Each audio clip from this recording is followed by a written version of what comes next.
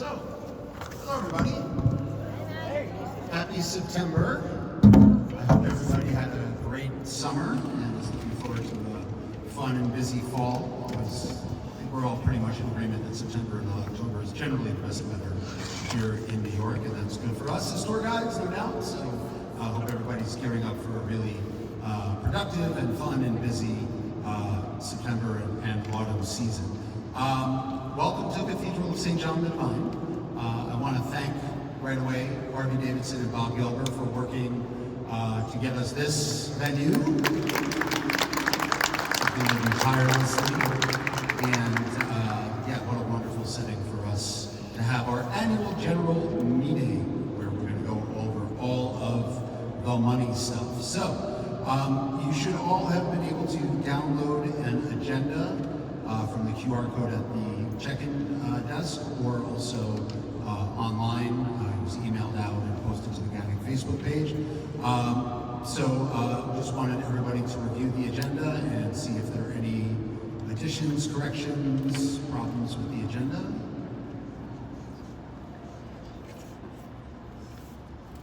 Okay, seeing none, I think we can keep moving forward. So with that, I am going to call Harvey up to the podium to introduce our hosts for the evening. One last thing before actually two last things. Sorry, premature. You can say it right next to me. It's totally fine. I want to just go over the rules of the road. This meeting especially, it's really important that we follow these rules. So first of all, if you haven't already done so, please silence your cell phones. Please silence your cell phones. Now, your colored badge designates what level of GANYC visitor you are with us tonight. If you have a red badge, you are a guest. Welcome, welcome, welcome. We're so happy to have you. You can take in the meeting, but unfortunately you do not have the rights to address the meeting at all.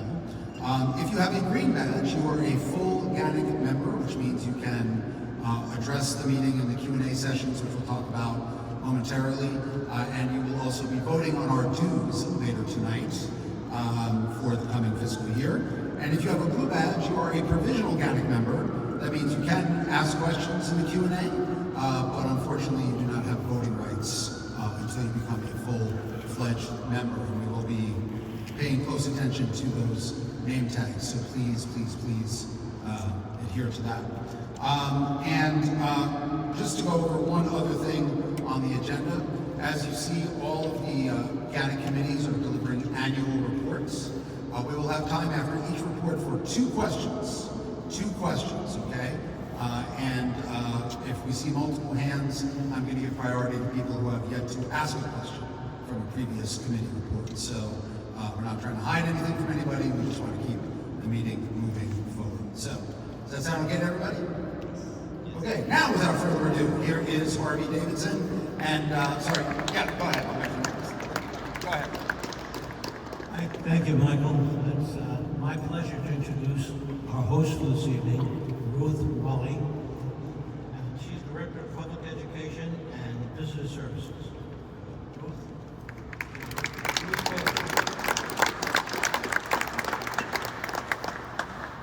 Thanks, Harvey.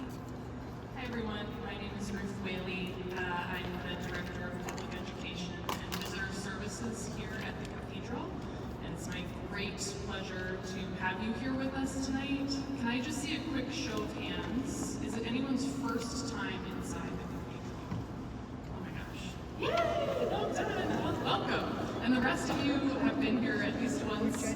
Some of you I recognize, I know you've been here many times. The Department of Public Education and Visitor Services helps facilitate group visits, self-guided, guided tours, performance groups, things like that.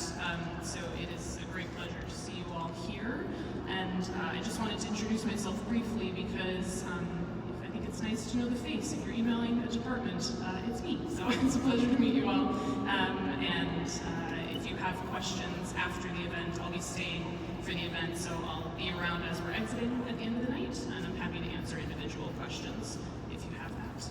And then I would like to introduce my colleague, Laura Bosley, who's the Cathedral's Director of Programming, to tell you a little bit about some upcoming events that are happening here at the Cathedral.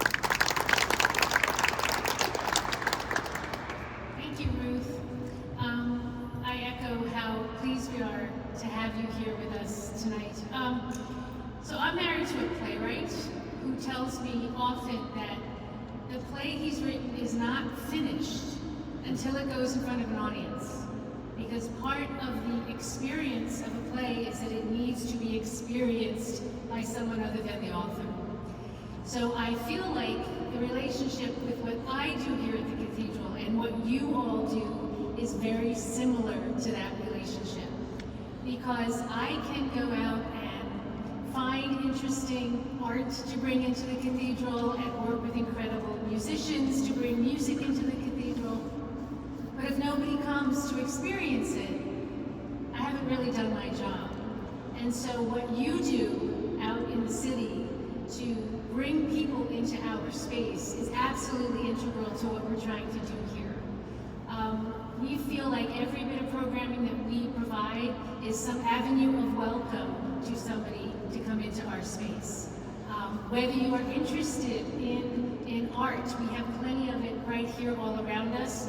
We're also bringing in September an incredible sound installation by GANYC Cardiff called the 40-Part Motet, which was last seen several years back at the Cloisters. This is a loan from MoMA. Whether you prefer kind of newer, old music, we have Secret Bird coming in November by Music Before 1800, which is going to be sort of an immersive experience of William Byrd's Mass for 5 Voices. We have our old standbys, our Halloween extravaganza in October, which is going to be 2 evenings. Instead of 2 shows in one night, it'll be 2 shows, a Friday and a Saturday. We have crypt crawls, which you can arrange through my colleague Ruth. We have a lot of wonderful things coming into this building this year. We're very, very excited about. And we want you to be excited about them. So if you have questions, if you want to try to bring a group here to one of our events, Ruth and I will do everything we can to make that happen. Please, as you're having your meeting tonight, take in our space, take in all the things that the Cathedral has to offer you and the folks that you're taking around the city. Thank you for what you do. Thank you for being here this evening. And we really hope, we're looking at faces. We hope to see you all back here often this year. Thank you very much.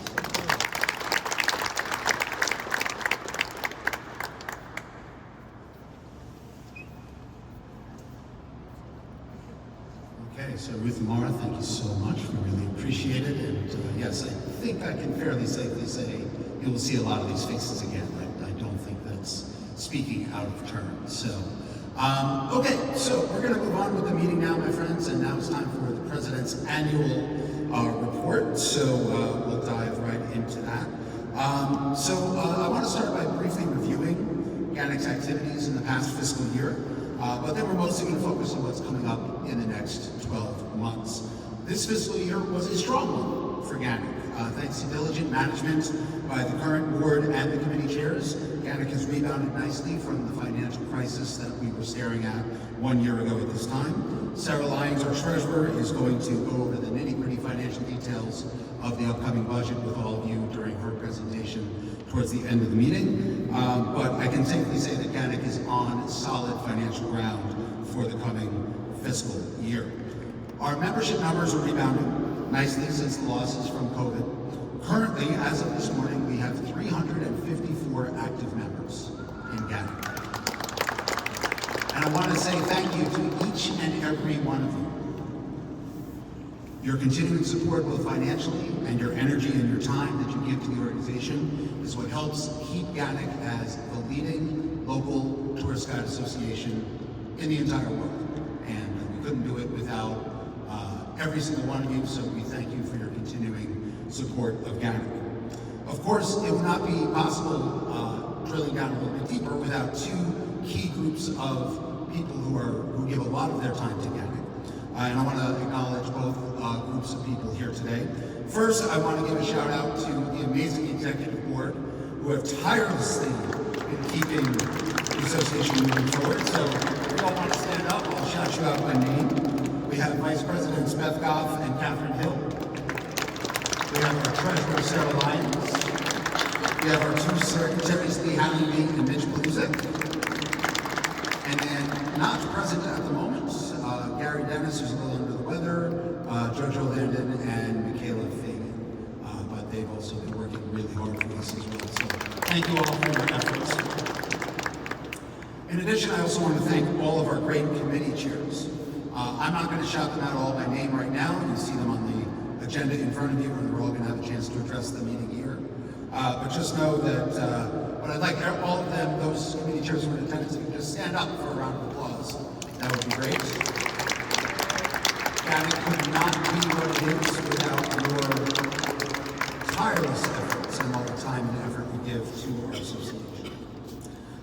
One of the goals of this year's board has been to drive engagement between the committees and the membership, and it's something we're going to continue to do in the coming fiscal year. The board passed resolutions trying to push this forward, most notably mandating that all committees had to post their meetings on our GANYC calendar while apricot, and most committees have been doing that, and we want to just encourage them all to keep doing that so that the membership knows exactly when they can tune in for a specific committee meeting. It is time to take the next step in that process, though. As new members have signed up, it's important for committee chairs and existing committees to think about new ways to utilize this new and incoming talent. We've had a lot of turnover since COVID. We have a lot of brand new members in the last 2-3 years, a lot of whom are itching to get involved, but sometimes if they attend a meeting and it's just the same old usual business, they kind of lose interest. So it's good when you have new members come in. We experienced this with the board this year. There's a lot of newbies on the board. It brings a lot of fresh energy and ideas. So I want to encourage all of the committees and particularly the committee chairs to welcome in new members and really put their energy and their passion to use and kind of think out of the box a little bit. Other highlights of the past fiscal year, and by the way, our fiscal year ends on October 31st this year, every year to be honest. We have a great party in March to celebrate GANYC's 50th anniversary at the 92nd Street Y. The new redesigned GANYC website was launched towards the end of 2023.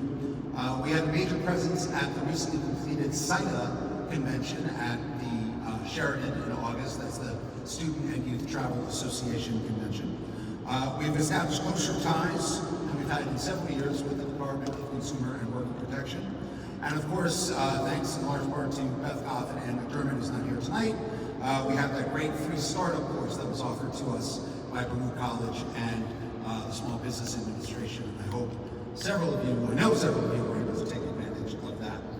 These are just a few of the examples of great work that is done every day by the leadership and the membership of GANYC, and why I'm so excited for what's coming up in the next fiscal year. So let's dive into that. As we enter 2025, we're transitioning from one anniversary, our 50th anniversary as an association, to another. Earlier this summer, GANYC formed an ad hoc committee to start planning programming for the 400th anniversary of the European founding of New York City, which is being observed in 2025. The committee has established a theme for all of our programming. It's basically called It All Started Here, because it did, right? Just about everything started in New York.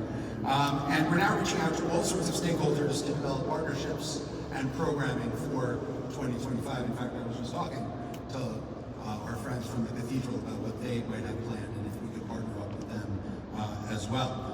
So we'll be reaching out to speakers, retailers, manufacturers, cultural institutions, academia, among many, many others. It's been a little frustrating that there hasn't been more input from the city at this point. So we're almost hoping to fill that void a little bit, as much as a small volunteer organization can be, and pick up the mantle and almost be the hub for all of the celebrations for NYC 400.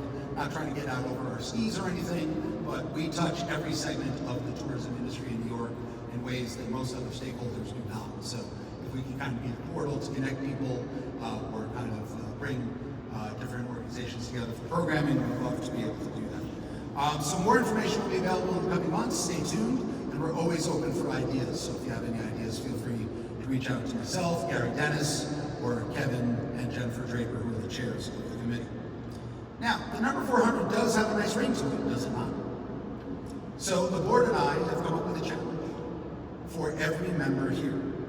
In honor of New York City's 400th anniversary, we want to grow the GANYC membership to reach 400 active members by the end of the calendar year 2025. Now, the board will be working with the membership committee to develop a drive to try to reach this goal. But as I've said at just about every meeting that I've chaired, you are our best advertisement. So we encourage you to speak to your colleagues and friends and to tell to them all of the benefits of membership in GANYC. Bring them to a meeting or a networking event. Introduce them to other GANYC members, and most of all, encourage them to become members of the association. Why is this important? The vast majority of our funding comes from membership dues. So the more members we have, the better options for programming and events we can offer to help you develop professionally and make your career as profitable as possible. We currently, as I said, stand at 354 members, so you think, oh great, we only need 46 members to get to 400. That's not how it works. Every year we lose about 20% of our membership to attrition when it comes time to renewals, so most likely we're going to have to look to bring in about 100 new members in the next 15 months. I know that sounds daunting, but it's something I feel confident that we can all accomplish, pulling together in the same direction as one unified association. The synergy behind the 400th anniversary and the chance to get to 400 members was just too good to pass up. However, to do this, there is one obstacle, one major obstacle that I think we need to overcome. In parts of the New York City tour guiding community, there is still a negative perception of GANYC. I'm sure everyone has heard from non-GANYC friends, member tour guides, GANYC is just for older tour guides, or that it's a closed club that doesn't welcome new members very well, or that these people have nothing to gain by joining. We all know that this is not true, but if the perception is out there, it means we need to address it. And one way we're looking to do that is by strengthening GANYC's brand. So the board has started the process of literally rebranding GANYC. You will notice during Sarah's presentation that we've dedicated some money, about $8,000, toward the effort of rebranding GANYC. So I wanted to take a moment to talk about what does that mean and what is the goal of such an initiative. Branding is different than marketing. Branding is a long-term process, whereas marketing is all about the short term. An effective brand makes people feel good about supporting an organization and establishes an emotional connection and loyalty with that organization. This takes place by establishing that organization's identity through research, through development, and applying a set of qualities to demonstrate what that organization stands for and how it makes people feel about supporting it, including a sense of pride and belonging for existing members. The brand is manifested in a myriad ways. A logo, a mission statement and slogan, tone of communication, and visual design elements, everything from letterhead to social media captions to website to marketing materials and everything in between. It all factors into your brand. To our knowledge, GANYC has never fully considered its brand, and therefore our brand is fractured and doesn't really express a unified message. That hurts our ability to be taken seriously, both by the outside tourism world and by potential members who have not yet joined GANYC. Our current brand does not reflect the dynamic 21st century professional organization that GANYC has grown to be. Take our logo, for example. It was developed back in the mid-1990s and has not been updated since then. And it feels a little old, a little dusty, and the board and myself feel it doesn't really reflect who we are currently as an association. That's just a small part of rebranding. It's not just about creating a new logo, but it's part of the message. Our revitalized logo is just one small part of what a rebranded GANYC will look like. Now, this is not a process that we can do in-house. We want this done by professionals. So we've already started reaching out to several marketing and branding firms to talk about what possibilities there are and to get ideas on how to get started. By rebranding GANYC, we're investing in the future of the association. It's one way to make sure that GANYC maintains and grows its membership, as well as its relevance and influence in the coming years and decades. Basically, we want to set up GANYC for success for our next 50 years. So we'll continue to update the membership as this progresses, and certainly involve you as well in the discussions on how we're going to rebrand GANYC overall. But we're also focused on the day-to-day, on the short term, and helping all of you today. That's why I'm really thrilled to make an announcement tonight that just this week we have entered into a partnership with one of our industry partners, Trip School, and we're going to be hosting a co-branded New York City tour guide job fair as part of the TripCon event in the middle of November. This event is going to take place Monday, November 11th from 2 to 4 p.m. at a location in Dumbo, Brooklyn. It's part of the larger TripCon event that Trip School is conducting that week. We hope to attract dozens of local New York City tour operators, a few over-the-road tour operators as well, DMCs, attractions, and cultural institutions to meet New York City guides and fill their guiding needs. There will be a cost to attend, $10 for GANYC members, $20 for non-GANYC licensed New York City tour guides. Later this week, an email blast will go out with more details, but this is another instance where we need all of your help. We have connections with a lot of tour at GANYC level with a lot of tour operators and attractions, but we're certainly not connected to everybody. So, if you have organizations in mind that you think might be interested in meeting great tour guides here in New York City, please reach out to the board at board@ganyc.org or industry relations at gannyc.org with suggestions and contacts for tour operators, attractions who might be interested in participating. Just on a personal note, I established and ran the first 3 GANYC job fairs starting back in 2017, and so I'm thrilled that we're bringing it back, especially for our newest members, a lot of whom often wonder how to get a foothold in the industry. And this is certainly a good first step in that regard. So hopefully you all can make it. I know it's only about 2 months away, but the agreement was just finalized this week, so that's really exciting. One last item I wanted to mention before we turn it over to the committees is also reflected in our budget, so Sarah will talk about this a little bit. It's the National Federation of Tourist Guide Associations Conference. That's the NFTGA conference, which is taking place in Philadelphia next year, January 29th to the 31st of 2025. The NFTGA is our national association, and the biannual conference is a great chance to attend educational sessions to build your guiding skills, network with tour guides from around the United States, and learn all about a news destination, in this case, the city of brotherly love, just down the road from where we are right now. In recent years, GANYC has sent large contingents to NFTGA conferences in places like Washington, D.C., Charleston, South Carolina, and San Antonio, Texas, and we want that to continue. That's why in this year's budget, we have brought back stipends for GANYC members to attend the convention or the conference. You will see a line item in the Industry Relations Committee budget for this purpose. Registration for the conference is currently open, and early bird pricing is offered through Halloween, through October 31st. The board will send out an email blast after our next board meeting, which is September 16th, notifying the membership how you can apply for the stipend for NFTGA, and we will make sure that everybody is informed in plenty of time to get the early bird rate. However, nothing in life is free, all right?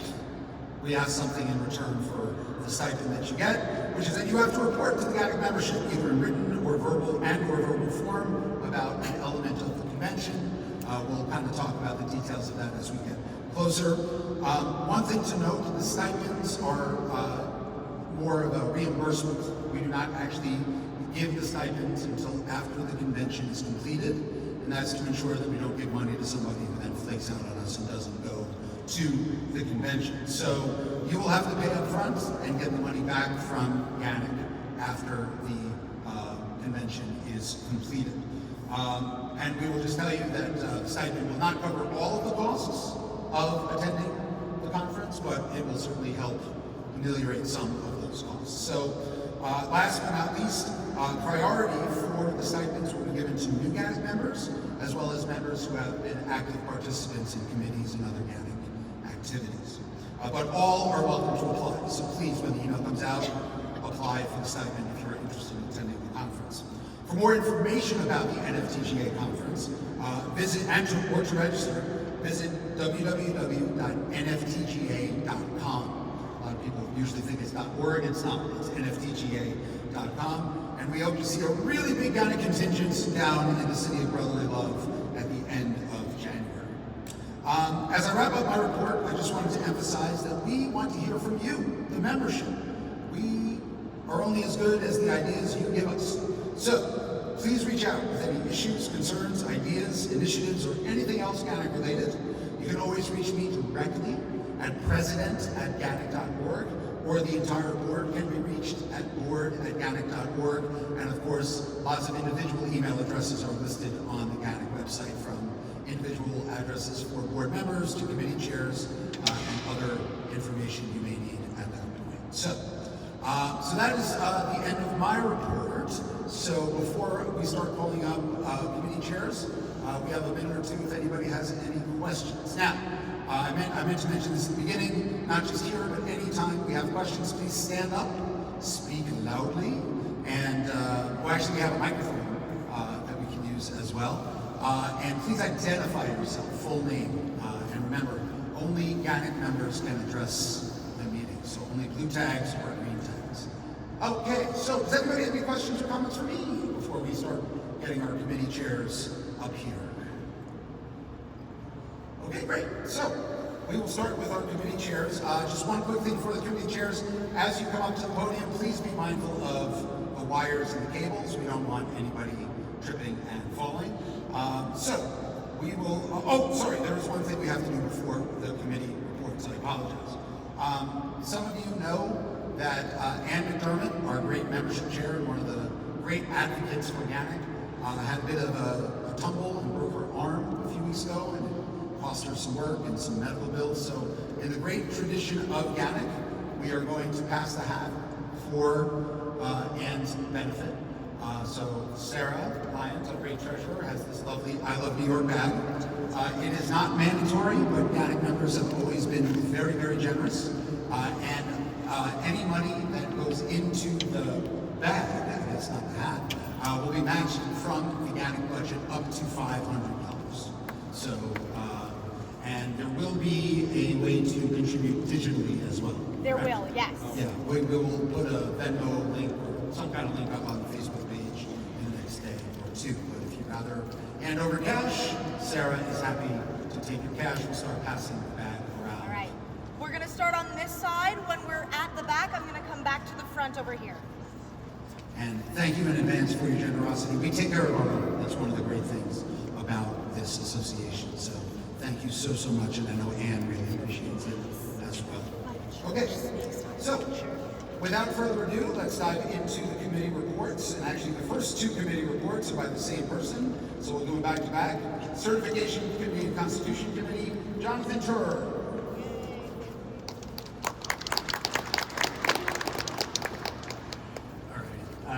This is the Certification Committee report. I'm reading it on behalf of the chair, Michael Dillinger, who is at work at Niagara Falls at the moment.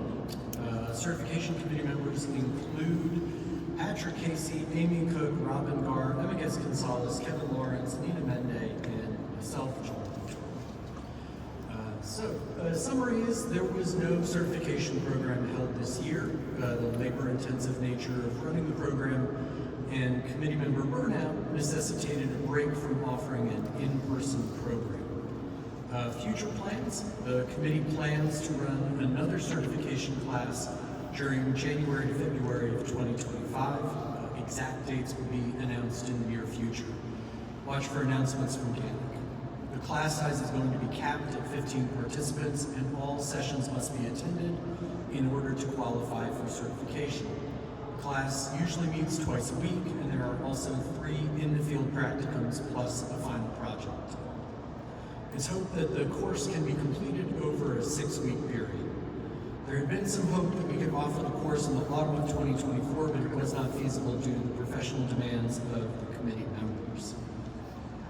And in the search to find a solution to the demands of running the course and making it available to larger numbers of members, we're going to be testing a streamlined version of the course that would utilize more self-study and less in-person sessions. It's hoped that we can test some of this by the end of 2024. And that is the end of this certification. Okay, well, why don't we take questions for this first? Okay, does anybody have any questions for the certification committee? 2 questions. Okay, so, and now with the Constitution Committee report, Jonathan Turr! This one is even faster. I'm the chair of the Constitution Committee, and the remainder of the committee is comprised of Matt Baker, Mike Brennan, Susan Birnbaum, Patrick Casey, and Riley Kellogg. At the end of the last administration, the committee was tasked with reviewing the Constitution and proposing any necessary changes.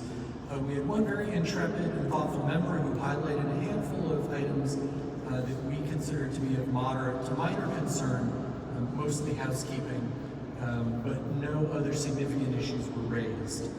So it was decided to table these discussions until our pro bono legal review was performed, which we are hoping is going to be completed later this fall. It is kind of contingent on the lawyer who is volunteering to review the documents, both the Constitution and the bylaws. So we are sort of beholden to his particular schedule, but we're working on that and we're hoping that it will be completed shortly.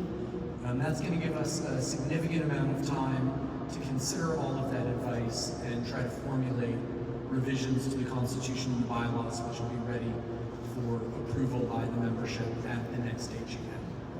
So that's that committee report. Are there any questions? Any questions about the Constitution Committee? You can let me off the hook that easily. All right, off I go. Thank you, Jonathan. Okay, and one thing I just want to remind all the committee chairs, you have 5 minutes to speak. That does not include time for Q&A. And our parliamentarian, Patrick Casey, has come out of the woodwork. Yeah, he's off. Well, they don't call it that anymore. It's the injured list. But yeah, so Patrick right down here in front will be keeping time for everybody, so please pay attention to that. That does not include time for Q&A at the end. So you have 5 full minutes to deliver your report. So next up, we have the Education Committee. Nina Mende, come on down.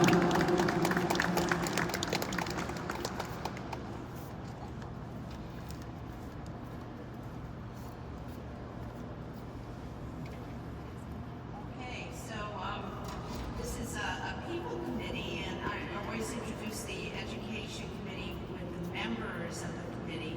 And some of these members go back to all the way like 2005, so it's a long, and we have some new members this year, so it's very exciting.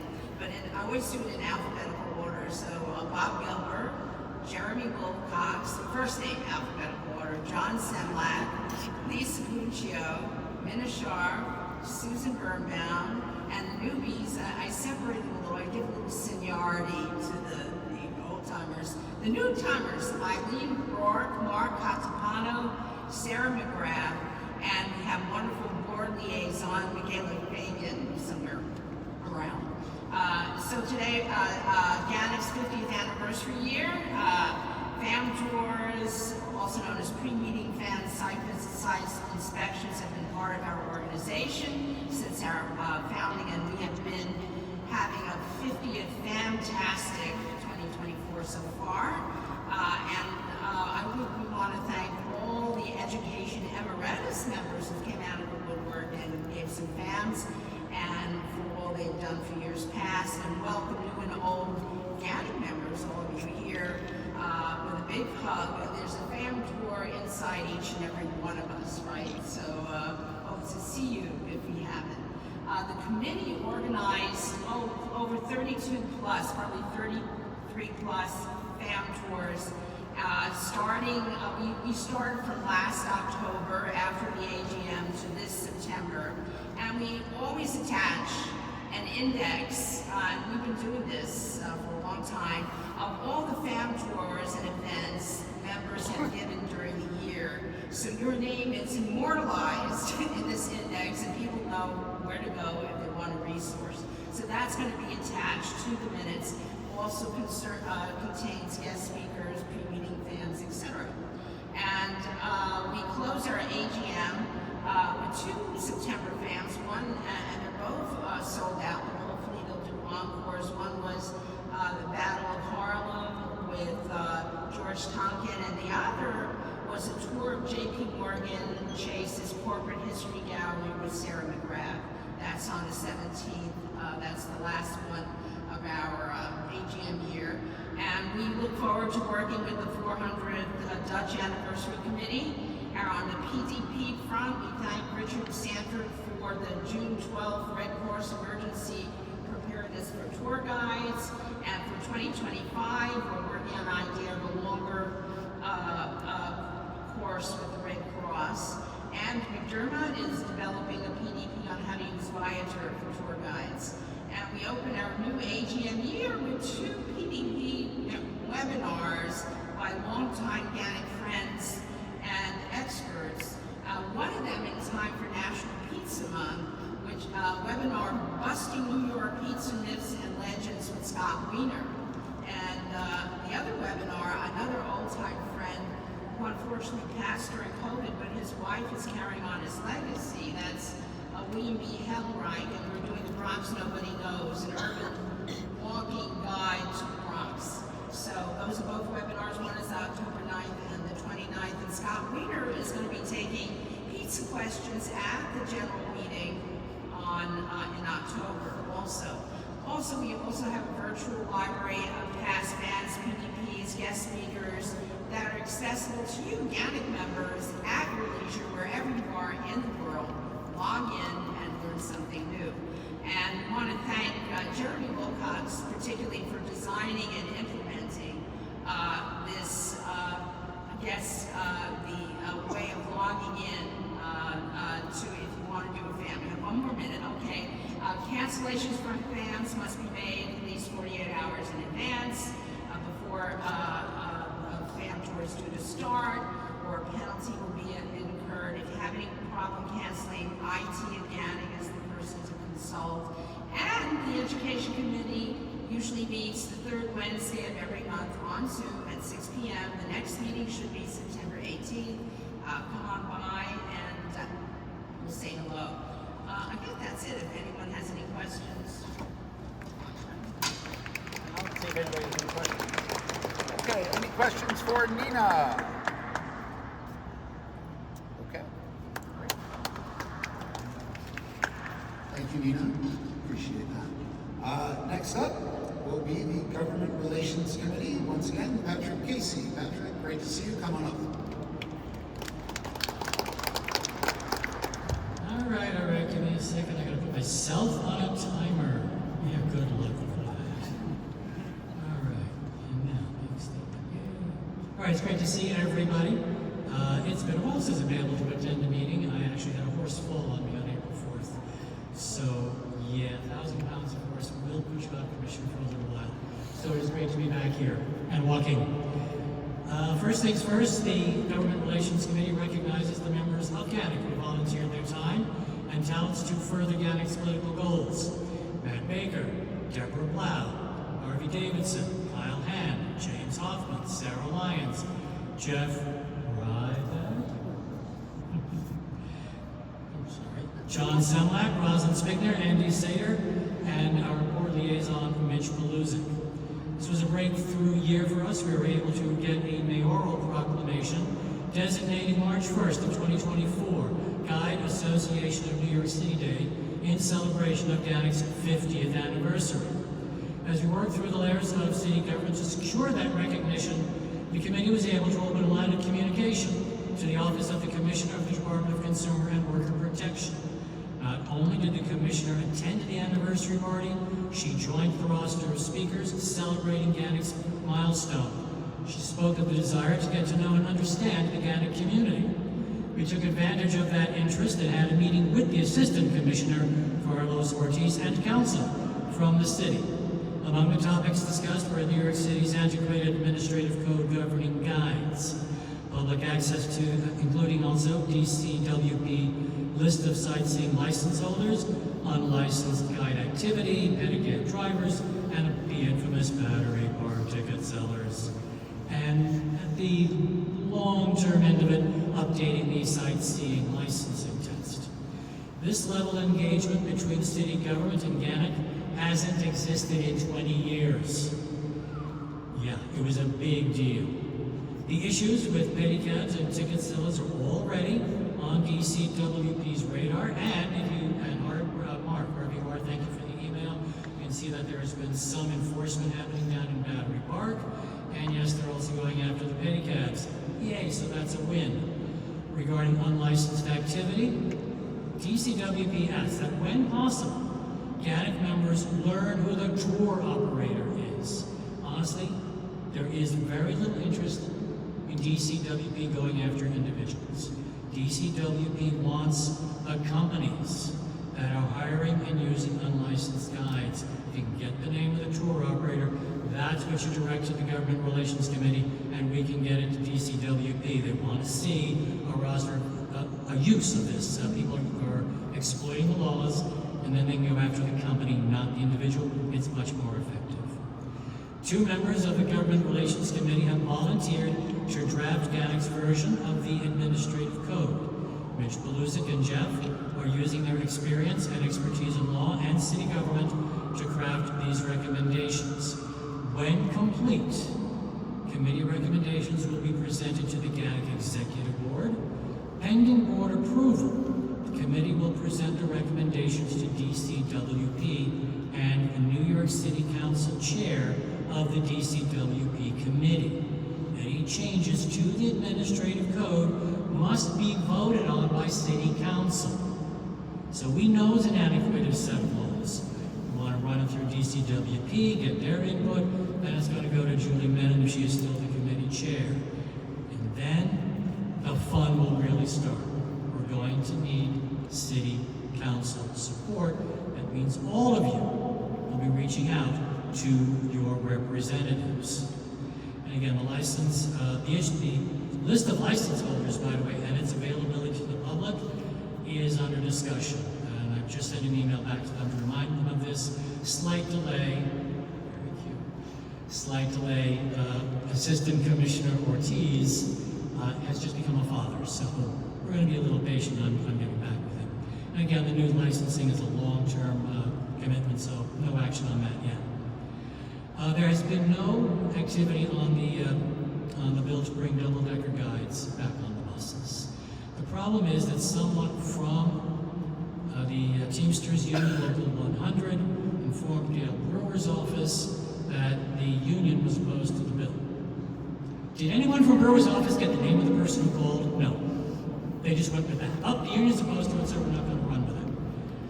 We've attempted to get clarification from the union, and we've gotten no response. And that is my time. So real quick, we haven't given up asking, but since we're also approaching it through the rewrite of administrative code, maybe we can make that work for us as well. That department does have the authority to order guides on the bus. Let's see how that goes. One last thing, our next big event is Destination Capitol Hill, which is the U.S. travel lobbying event, where we go to Washington and we tell all of our elected representatives all the good things that tourism does for the national economy and what bills they should be voting in favor of. That happens in the spring. It will be available for a member to go. We have it in the budget, as Michael and Sarah will go over later. So that is in effect it, and your questions are? Hang on. Jonathan first, and then Cindy. Jonathan. Hey, so Identify yourself. I'm Jonathan Tour. We've heard, yes. Yeah. Recently. I was just told I had to say that. So in terms of the rewrite, Jeff and Mitch are going to work on a draft. The draft is going to go to the board. If the board approves, it's going to go to DCWP. Yes, we'll have a meeting with DCWP. Is there a point in time when that draft comes to membership, for membership to be aware of the proposed changes? Probably, if we do that, and I don't see why we wouldn't, it'll be after board approval. Okay, great, fantastic. Good question. Thanks. Cindy had a question. I beg your pardon. That's my mind. It's shot. That's all. Go ahead. Yeah, can we get her the mic? Yeah.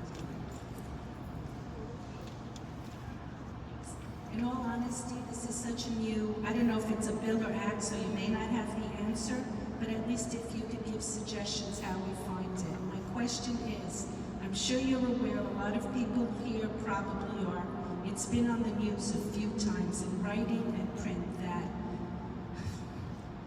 okay, part of it, which is fine, is they're now going to start fining cars that go in the bus lanes. That's fine. But the other part of it, or the way they've been reporting both changes, is that it sounds like, I could be wrong, but it sounds like only public buses are allowed to park at the bus stops, even to let people in and off. Do you know how that's going to affect tour buses and stops? Because I tried Googling, I couldn't find anything. No, I do not, and this is not the first time it's come up. I actually went through quite a few pages of the regulations regarding the use of bus lanes and bus stops. I cannot find anywhere where tour buses are allowed to use them. I know it's been out there that they could. I have to say, at this point, it's not on paper now. If it was, it's not anymore. And that's all I can tell you about it right now. Do me a favor, send me an email to remind me to follow this up with New York City DOT. That I will do. But again, I went through NYC's DOT documentation myself, could not find any exemptions for tour buses. And I know we relied on that for years. I suspect if it was, it isn't any longer. That's the best answer I can give you right now. All right, Rita, one more quick question, and then we have to move on. Okay, it never was. We were never allowed to stop at bus stops, city bus stops. We do it sometimes. Yeah, I know we do it. Every buses that did it. Okay, fair enough. If you have anyone else with questions, I will hang briefly after the meeting. Thank you. All right. Thank you, Patrick, and great to see you up about. It really is a breakthrough for us to start having this closer relationship with the ECWB. I can tell you personally that I've sent a few emails to Deputy Commissioner Ortiz, and he's usually responded within 48 hours. And it's great to hear that he's not father. That's great. And just on the bus stop thing, question, I know Harvey has also reached out to some contacts as well. I don't know that we've gotten any further clarification on that, but we do have our fingers in the pots, and we'll, as soon as we get more definitive information, we'll pass it along. So, yeah, so great. Okay, so moving right along, our next committee is the Industry Relations Committee, and the chair, Bob Gelber. Come on down, Bob.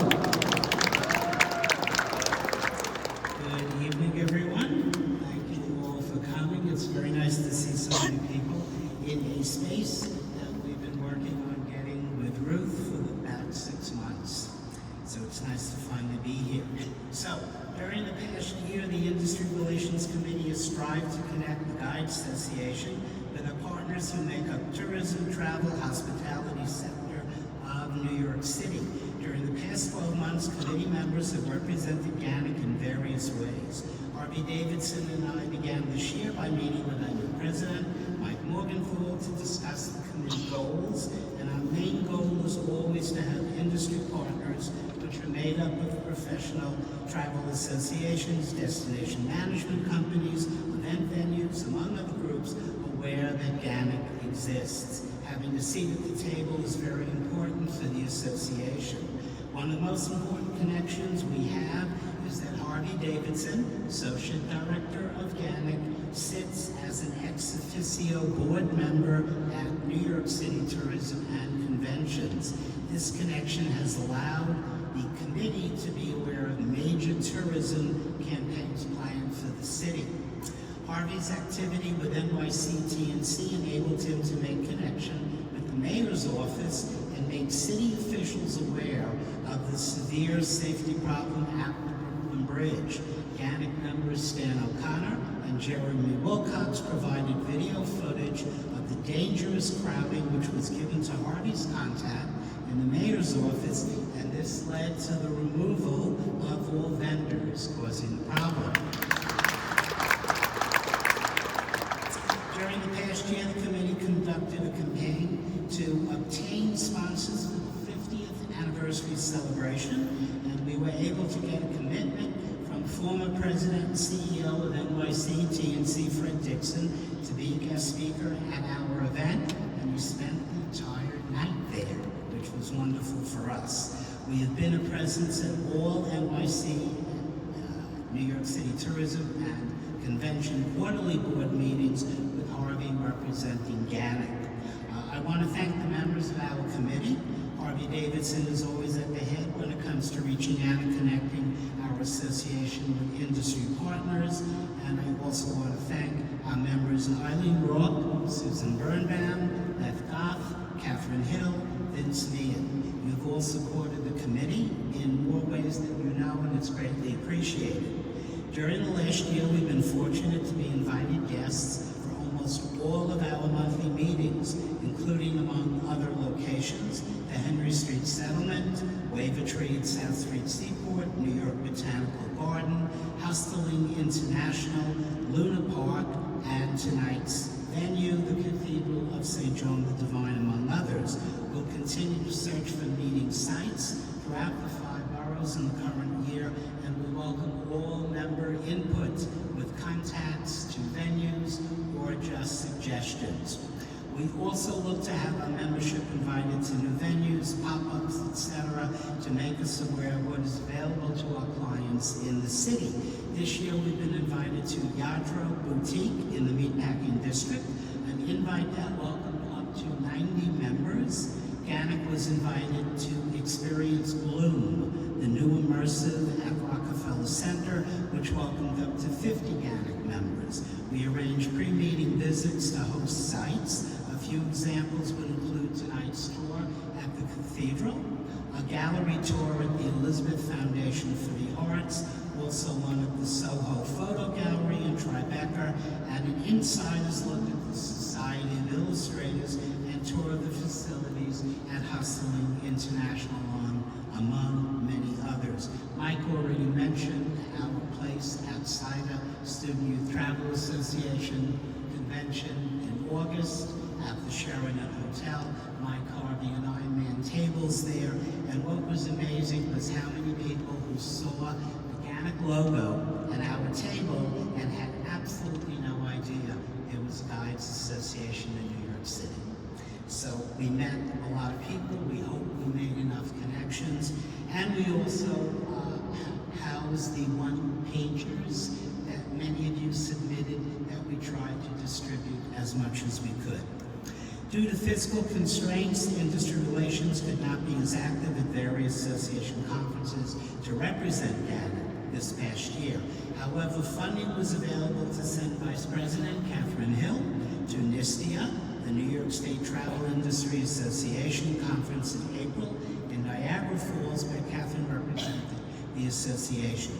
We're hoping that funding is more readily available for the upcoming fiscal year, and we will be able to send representation to the various conferences we feel that GANYC needs to be present at. Speaking of NISTIA, GANYC has been selected for the NISTIA Award for Excellence in Overall Tourism Marketing with a budget under $500,000 for the Education and Industry Relations Committees. This was a result of an application submitted by Harvey Davidson, approved by Mike Morgenthau. Unfortunately, due to fiscal constraints, we cannot attend the ceremony that will take place in September in Saratoga Springs, New York, but a presentation put together by Jeremy Wilcox and Harvey Davidson has been submitted to NISTIA, and our award will be accepted by Kelly Curtin, the Executive Vice President of New York City Tourism Conventions, on our behalf. So I just want to close it up with that. We welcome all suggestions and any GANYC members who'd like to become a part of the Industry Relations Committee. We look forward to seeing you in the coming year and growing our outreach in the community. And we thank our President, Michael Morgenthau, for his continued support with our wonderful board. Any questions for Bob on the Industry Relations Committee? Okay, great. Okay, thank you, Bob. And yeah, every time Harvey and Bob tell me what they're up to, I get tired just listening to them. So they're really, like all of our amazing volunteers, just give so much time to our association. Speaking of which, someone who's always monitoring stuff on the online side of the association. Next up is the IT Committee with Emma Gonzalez. Good evening, everyone. Thank you very much. This is such a wonderful place to have a meeting, and it's great talk about high-tech and very, so we say, low-tech built kind of structure. So I'm Emma Gonzalez, chair of the IT committee. Committee members include Mark Landman, our emeritus chair, Lyle Croft, Phil Desir, Kit Garrett, Beth Goff, Stan Culp, Sarah Lyons, Ann McDermott, Mark Meisels, Bob Rice, who is actually here tonight, Andy Stevens, and our board liaison is Gary Dennis. Now, our mission as the IT committee is to maintain and update all aspects of the GANYC website, including our system upgrades, hosting, and maintenance. All members are given member profiles on the website and access to the job boards, member documents, as well as the possibility to post their own tours. All members can access their subscription options on the website to customize their notifications from GANYC. Members can also participate on GANYC's social media, and we encourage this, whether it's on Facebook, Twitter, Instagram, and now Threads.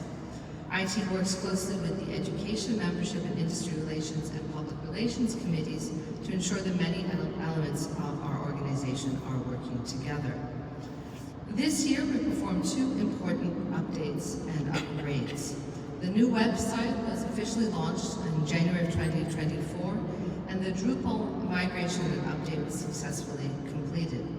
The entire committee, and we do hope the entire membership, are happy with the new website developed by Sam Cohen and his team at New Media Solutions with detailed input from the IT committee.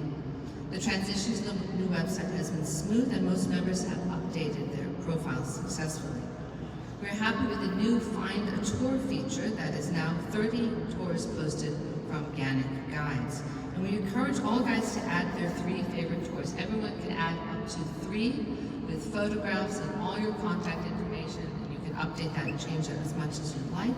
And that way, visitors to the site not only can find guides, but they can find specific tours.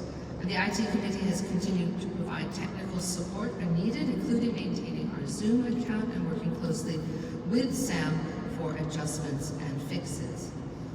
The committee also maintains all committee emails and updates our chairs on how to access them and maintain their accounts.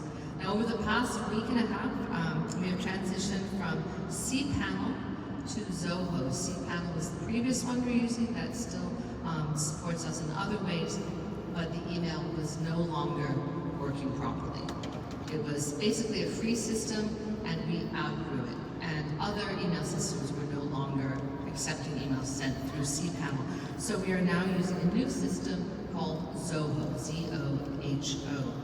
I have sent emails to all committee chairs with their new email addresses. Now, previously, some committees just had forwarding addresses, which would then go to everyone. And people honestly did not check their email boxes or did not even have a dedicated email. Now, all the major committees have their own emails. There's a little lift there for Nina, and I apologize for that. I messed up big time. Anyway, but everyone should be all set by now. So what this means, and I cannot stress this enough, and this is with the board's approval, we would like all committees to use their designated email addresses to send and to reply to emails for official GANYC business. We're working on our branding, which is great news to hear, and this is part of the branding, is to send and receive emails using official email addresses. So if anyone's having problems with that, I can help you out with it. Mark can help you too. Zoho has a wonderful app, which is incredibly easy to use. Check your emails on your phone. And so we do not want to see emails going from personal accounts anymore. That being said, there are 3 committees that do not have email addresses working right now because we did a limited amount. Ethics, election, and multilingual, which are not committees that have been receiving large numbers of emails. Election is only when we are having an election, so then we'll have one at that time. So I ask for your patience as we're making this transition. Any of the committee chairs who have received, you should have received the email and information about how to log on. I'm happy to speak with you after the meeting. I have my tablet here, and so we can go over that too, board members as well.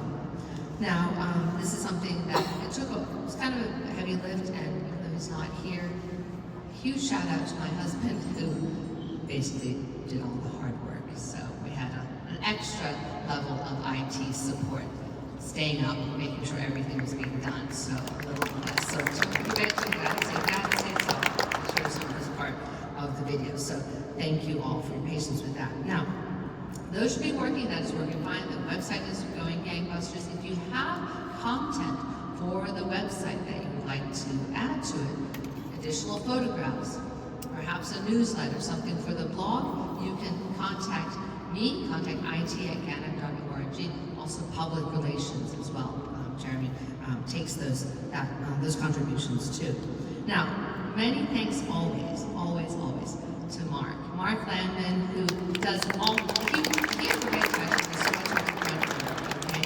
And Mark takes care of all of the resetting of the passwords and making sure everyone's sites are profiles are working properly. So if anything gets done, it's thanks really to Mark. So if anyone has questions, I'm happy to take them now. Yeah, hi. Wait for the microphone. Sorry. Stand up and identify yourself. All right, hello. Heidi Bennett. I'm showing it to Mark now. I can only log in maybe once a week, and it takes me about 10 minutes and 10 tries. So log into your profile? Mm-hmm. I'm just doing it now. The entire time that you've been speaking, I've been trying to log on. All right, we can look at that and make sure you've got it all set up. I'm always on my profile. So. I get the off login, and it's been like this for years. You might want to clear whatever cookies you have on there and make sure that you're going into the right address. I mean, it could be like caching it from something like that. So. All right, I don't know what that means, but I'll give it to Mark. Email Mark. Other questions? Any other questions? Okay. Oh, sorry, there's one here.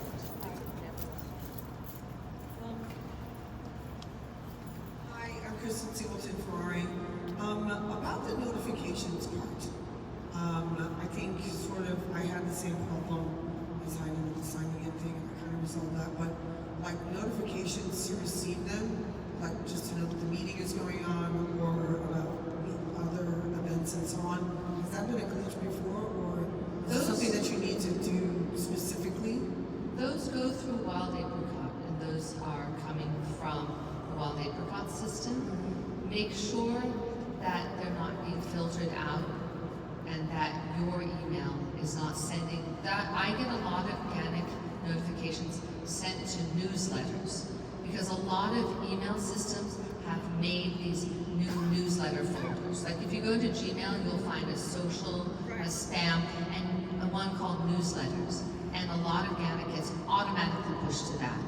So that's on your emails, on your email side. So check your newsletters, because I had that problem too. I was like, where is everything going? And it all went in, it's all going into newsletters. That's why.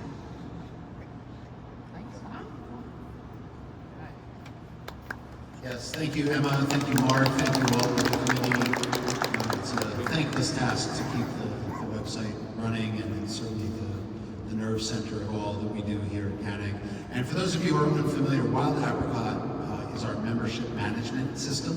It's kind of the back of the house, so to speak, so that keeps track of your membership. That's where we enter our meetings and take attendance and things like that.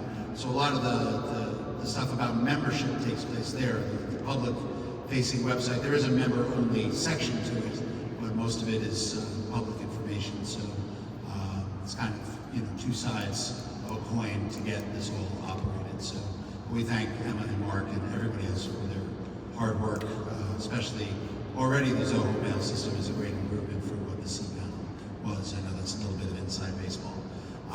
Okay, we'll keep moving on. Next up is the membership committee, and we're going to call up Jeremy Wilcox to go through the report.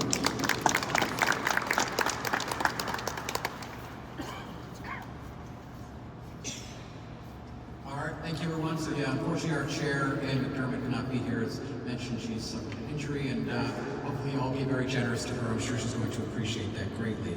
So for those of you who are not familiar with the membership committee, what we do is we are, as the name implies, we're tasked with managing on behalf of our elected board, GANYC's membership. And obviously as a membership-based organization, this is a core committee. So some of the duties of the committee include the recruitment and processing of new members, That includes helping manage with the board, new member applications, scheduling their Zoom interviews, upon successful interview, sending them an invoice, and then managing their automatic membership initiation emails and stuff like that. One thing we've been doing over the last several years is when we get new members is also sending them a physical membership packet in the mail, which includes lanyards and pins and stuff like that. Gets me to the post office every couple of months. One of the things that we've been really trying to do, I know Ann's been pretty good about pushing this, is arranging usually 2 annual in-person provisional member orientation sessions. We did one back in, I believe, January. We'll have another one coming up soon. These are to bring in our newer provisional members, help introduce them to each other in person, 2 members of the board, 2 members of the various committees, and just let them know what GANYC does. Because, I certainly remember being a new member 8 years ago. It's not necessarily evident what each committee does, and things like this help with that. So we'll be having another one soon, so keep an eye out for the emails for that. We also oversee going into the transition from one fiscal year to another, the renewal campaign for existing members, and during that time as well, reaching out to lapsed members from previous years to try and bring them back into the organization. We're pretty good with getting a few back every year. We're also the primary contact for membership-related inquiries for both new and older members alike. Our committee also organizes networking happy hours and other sort of in-person networking events. 2 of the ones we have held this year were at Clinton Hall in the financial district, and that was in April, and one at Social in July. We also obviously run the check-in desk here at the monthly meetings to welcome everybody, get you your badges and lanyards and all the fun things like that. And when possible, obviously it doesn't always happen, just casual social gatherings after the meetings. We've done that, I think, probably about every other meeting so far this fiscal year. We also manage the members-only Facebook group. So one thing I want to do here, and thank you, Michael, for setting that up for me, is since this fiscal year began, this is every new member who has joined GANYC and is still active today in the fiscal year. So I'm not going to read every name on this list, but if you see your name on this list and you are here tonight, actually, would you mind standing up, our newer and provisional members?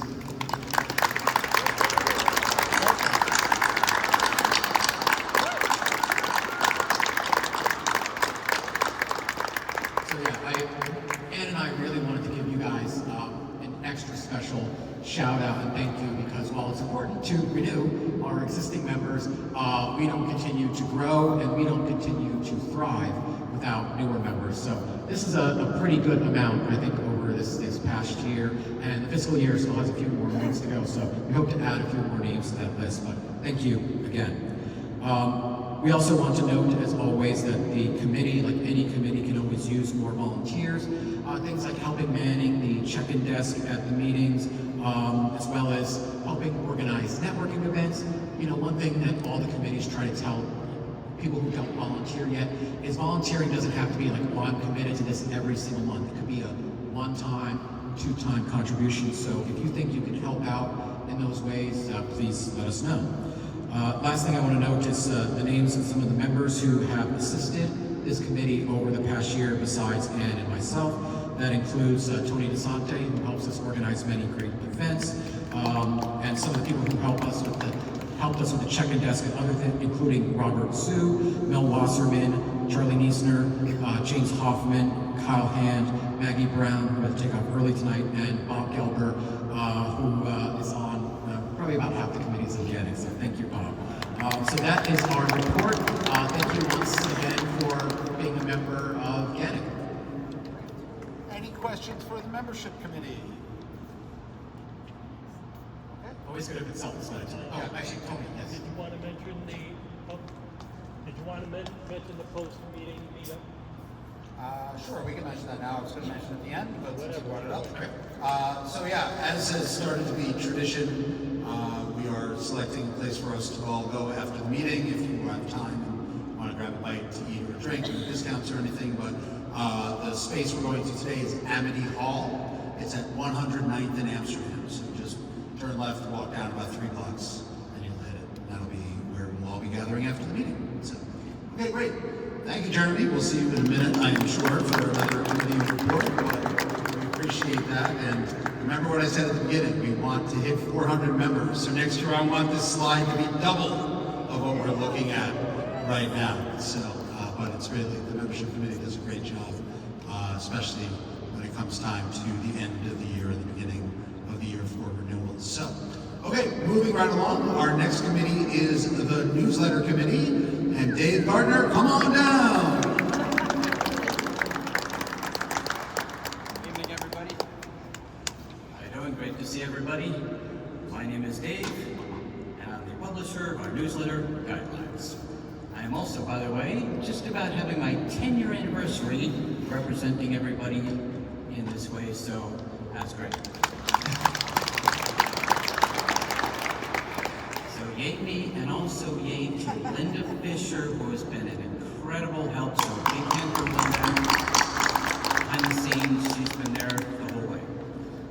So our staff has 2 committee members, who are listed in the masthead as follows: myself, Editor-in-Chief Dave Gardner, and Deputy Editor Linda Fisher.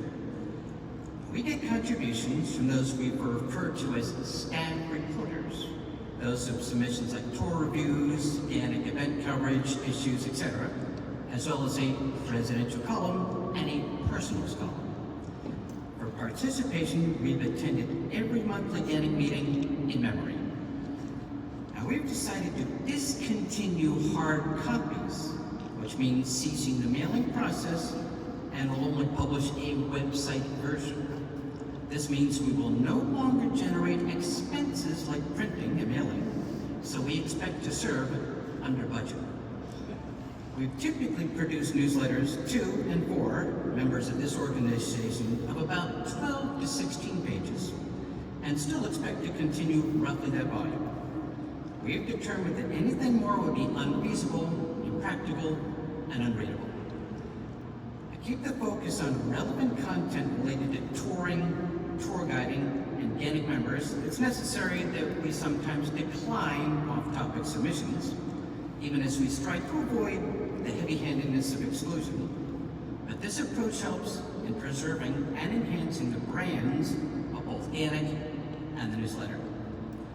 But if you are hosting a FAM, it's advisable to request a reviewer in advance to cover your tour, because last-minute inquiries have proven to be less effective.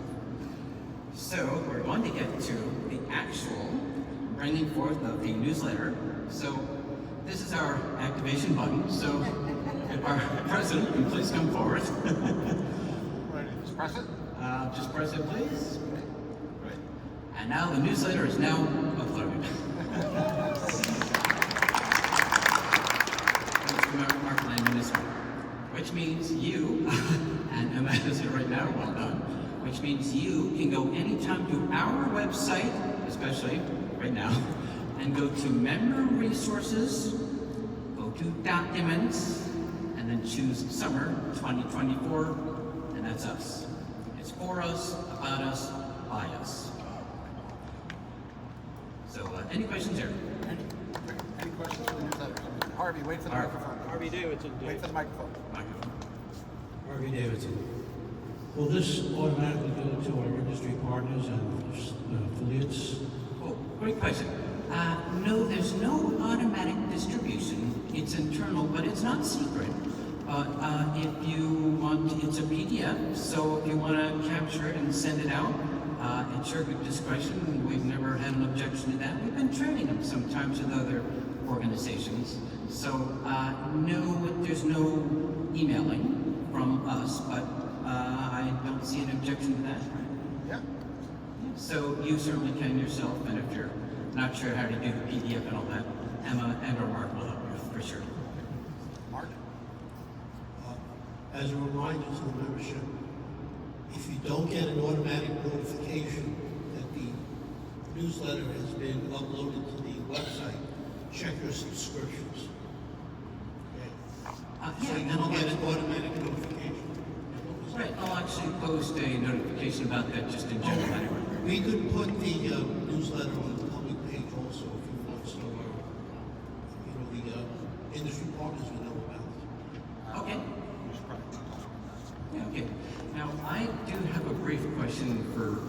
is in the back, our rep from the cathedral. Real brief. Oh. That's all right, go ahead. Okay. Go ahead. Keep I going. didn't see a hand, but okay. It was just to say, I think that maybe he was already about to, maybe you can put it on Facebook, like on one of our social medias, because. I don't believe so, because it's in a PDF. Well, I guess you. Or link, you know. We'll work on that. Okay, just an idea. Well, you can send it up, no problem. My question for Ruth, our rep in the back. Once again, this is Ruth, the cathedral rep. Ruth, I have to wonder, is Philippe Petit up there right now somewhere? He's usually around here somewhere. Okay. Couldn't help wondering. So, any other questions? Okay, so look for that. It's now been up and legal and running, and it's up on the website. Thank you, Dave. Yeah, we will make sure that everybody's aware that the newsletter has been published, and I know Linda and Dave worked really hard to get the newsletter back on track after a bit of a hiatus, and we look forward to regular editions of guidelines coming out. I can tell you, having worked with the 50th Anniversary Committee, the past issues of guidelines going all the way back to the 70s and the 80s were really our main window into the past activities of GANYC, so it's a really important resource, not just for today, but for future generations of tour guides and GANYC members. So thank you, Dave and Linda, for all your hard efforts with that.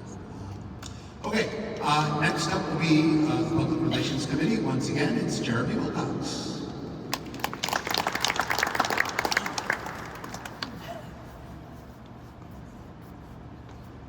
Actually, before I begin, just another quick thank you to Mark Lamb, who donated a lot of physical copies of the old newsletters to GANYC, which I know were helpful to the board in that regard. So I am the chair of the Public Relations Committee. So for those of you who are not broadly general, some of our newer members with this committee, what the Public Relations or PR Committee does is we exist to basically advance the stature and public face of the organization. As our name implies, we are one of the most forward-facing committees within the organization. So we make the public and the media aware of what GANYC is doing, as well as post material publicly to entice other New York City tour guides to join us and know what we are doing. So some of our regular ongoing efforts include, one, operating all of GANYC's social media accounts, which currently include public Facebook account, Instagram, Threads, and the site known as X, Twitter, or whatever you want to call it. These public channels show the public that GANYC is an active and vibrant organization. Secondly, we operate a YouTube channel for GANYC. This houses the monthly meeting recordings, as well as other GANYC videos, some of which are available privately in the website's members-only digital library, which you can find in the members' resource. And that includes not just archives of these monthly meeting recordings, but members-only PDPs, virtual fam tours that were done during the peak of the pandemic, and other great online resources. Number three, we also run the GANYC website blog. Yes, GANYC website has a blog. Some of you may have read it, many of you may have not. This is a public page on the main website that contains blogs written by either myself or contributing members. If you as a member have a thought of something you want to write for the blog, germane to New York City tourism, please let me know. I'm happy to feature you on that blog. It is also then used to archive instances where members of our association are featured in the press, whether their press coverage is related to GANYC or not. So if you have been featured in the press, let me know as well. I'll be happy to put that up on the blog. We also publish press releases for GANYC initiatives, such as the Apple Awards in the past or the recent 50th anniversary party. And we also reach out to the media when we're looking to get coverage for specific issues, such as was mentioned before, getting coverage to the vendor issue on the Brooklyn Bridge that resulted in the ban earlier this year. We remain the main public face of GANYC to the outside world, and we will continue to raise a professional profile of the organization as the go-to name for tourism matters in New York City. Internally, what our committee does for you, the members, is sending emails to GANYC members reminding you about events or other things. We have now set a schedule for that as per board request, which right now is going to be the last Tuesday of each month. Additional emails might be sent as needed, though. And these update again GANYC events, industry partner promotions of importance, and other reminders. We also, just as a note, recently retired the longtime MailChimp e-newsletter, partially to save the organization money, but also to, moving forward, better streamline how we communicate to not only our membership internally, but to the outside world. Our committee is happy to continue to welcome proactive members who are willing to execute new ideas of how the organization and the profession can be better represented. Again, this can be as simple as a one-time contribution. So I want to, in closing, give a shout out to people who this year have been very active members of this committee. And they include Maggie Brown, Stan O'Connor, Matt Cummings, and new member Andy McNeil. So whether you are here or watching on YouTube, thank you for all the contributions you helped make to GANYC Public Relations. Any questions for Jeremy on public relations? Okay, Catherine has a question. Wait for the microphone, please. You stand up. It's a simple question. No, wait for the mic. Jeremy, were you able to save all of your mail addresses when you went off MailChimp? Yes, so when we retired the MailChimp account, basically right now we have essentially, from their perspective, paused it, where we still have access to the account. We just can't send emails or anything like that.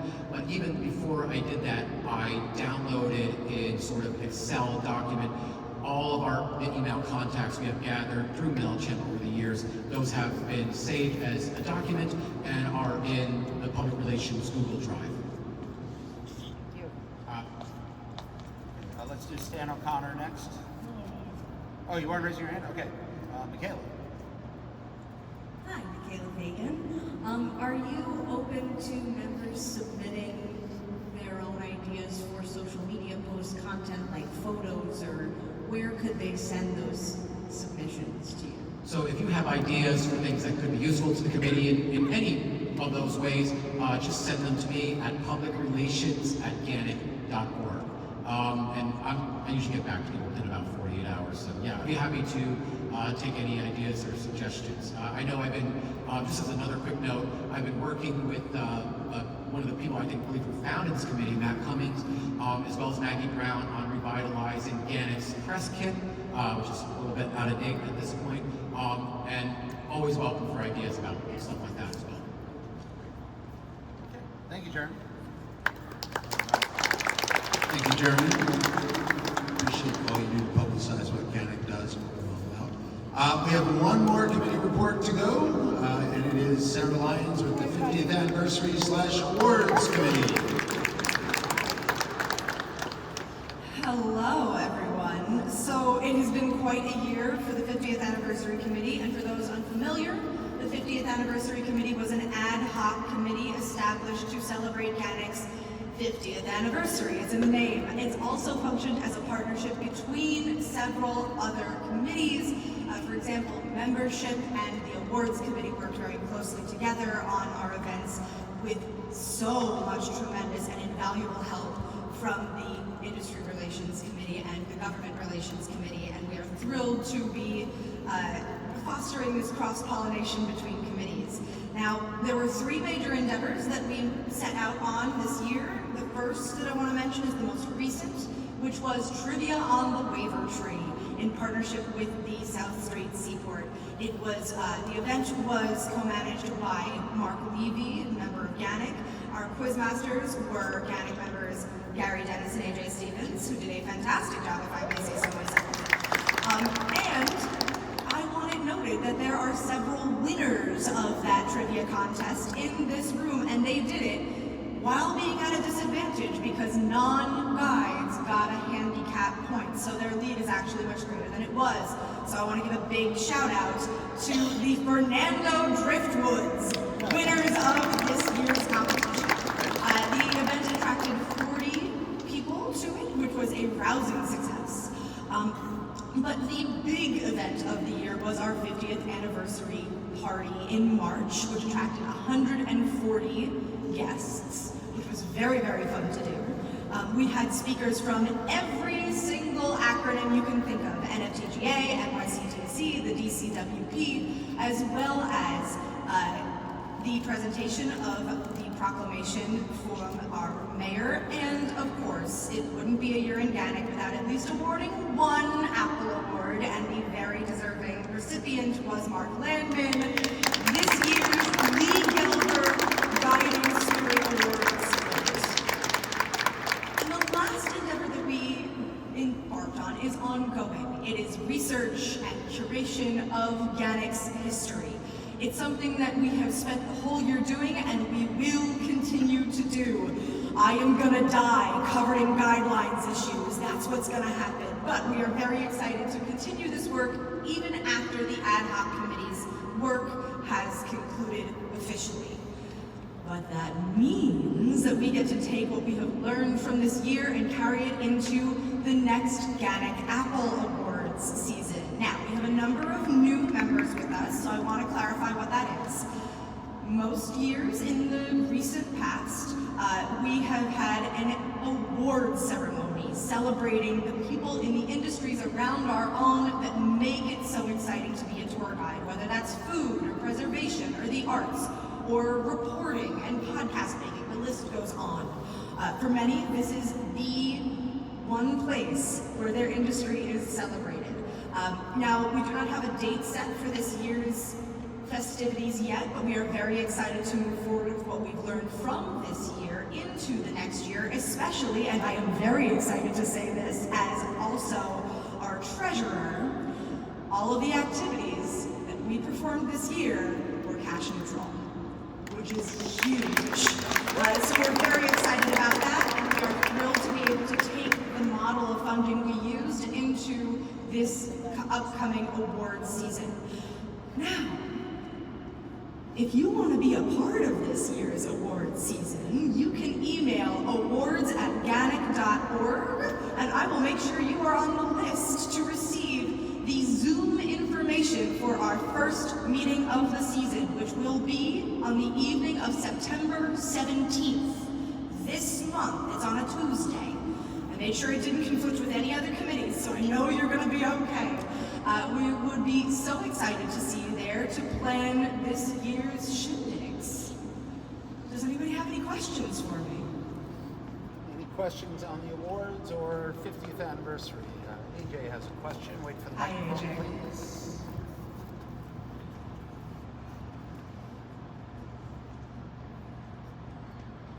Good evening all, AJ here.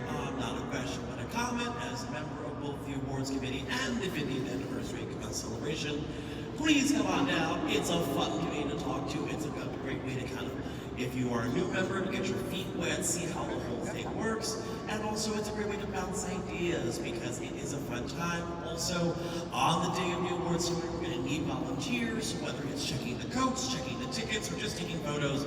We will happily take your volunteerism. Thank you. Also, if I may, I got so excited because I'm going to be standing in front of you and talking for the next half hour anyway as your treasurer that I nearly forgot. Thank you for reminding me, AJ. I want to call out our members, the people who made all of this stuff happen.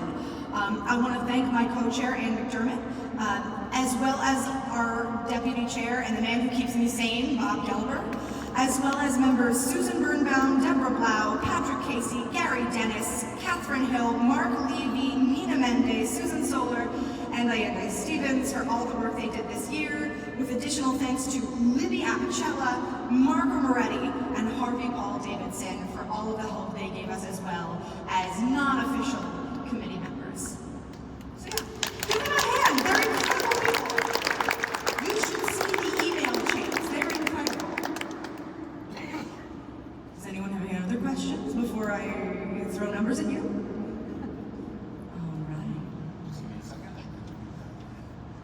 Okay, so one more time, my friends, how about a big round of applause for all of our committee chairs and all of our members who give so selflessly of their time. Between this and the budget presentation you're about to see, it really drives home just how how much time and effort that our members give to this amazing organization. And it wouldn't be possible without those efforts. So, before I turn it over to Sarah, the way we're going to do this is she's going to run through the budget presentation in one fell swoop, one shot, and at the end we will have time for Q&A. After the Q&A, we will entertain a motion to approve the membership dues for next year, which Sarah will detail what those will be at the end of the presentation. We can have, once a motion is entertained, we can discuss the dues, and then it is a vote. Only those of you with green is full members, right? Green membership tags are eligible to vote on the dues, okay? So we will be keeping track of that pretty diligently. So Sarah, presentation first. Save your questions till the end. We'll have Q&A. Then we'll have a motion to approve the dues for the coming fiscal year. Discuss that, vote on it, and then hopefully close the meeting. So, okay, so without any further ado, here is our wonderful treasurer who's been working so hard on this budget, Sarah Lyons. I know, it's been so long since you've heard from me. Hello, friends. All right, so the presentation I'm about to make to you is the approved budget for this upcoming fiscal year as approved by the board, as per advisement from our committee chairs, that will fund what we do in the coming year. But the first thing I want to show you before anything else is our current financial standings as of Monday. And this is a good time to point out, the numbers that you are seeing here are not a complete picture of what our year will look like, because we do still have 2 months left of our fiscal year. This is just what we have at the moment. And there is money that is expected to come in, money that is expected to come out, but nothing so out of the ordinary that we are worried about next year's projections. So just keep that in mind as you are looking at these numbers. The first numbers are our current financial standing.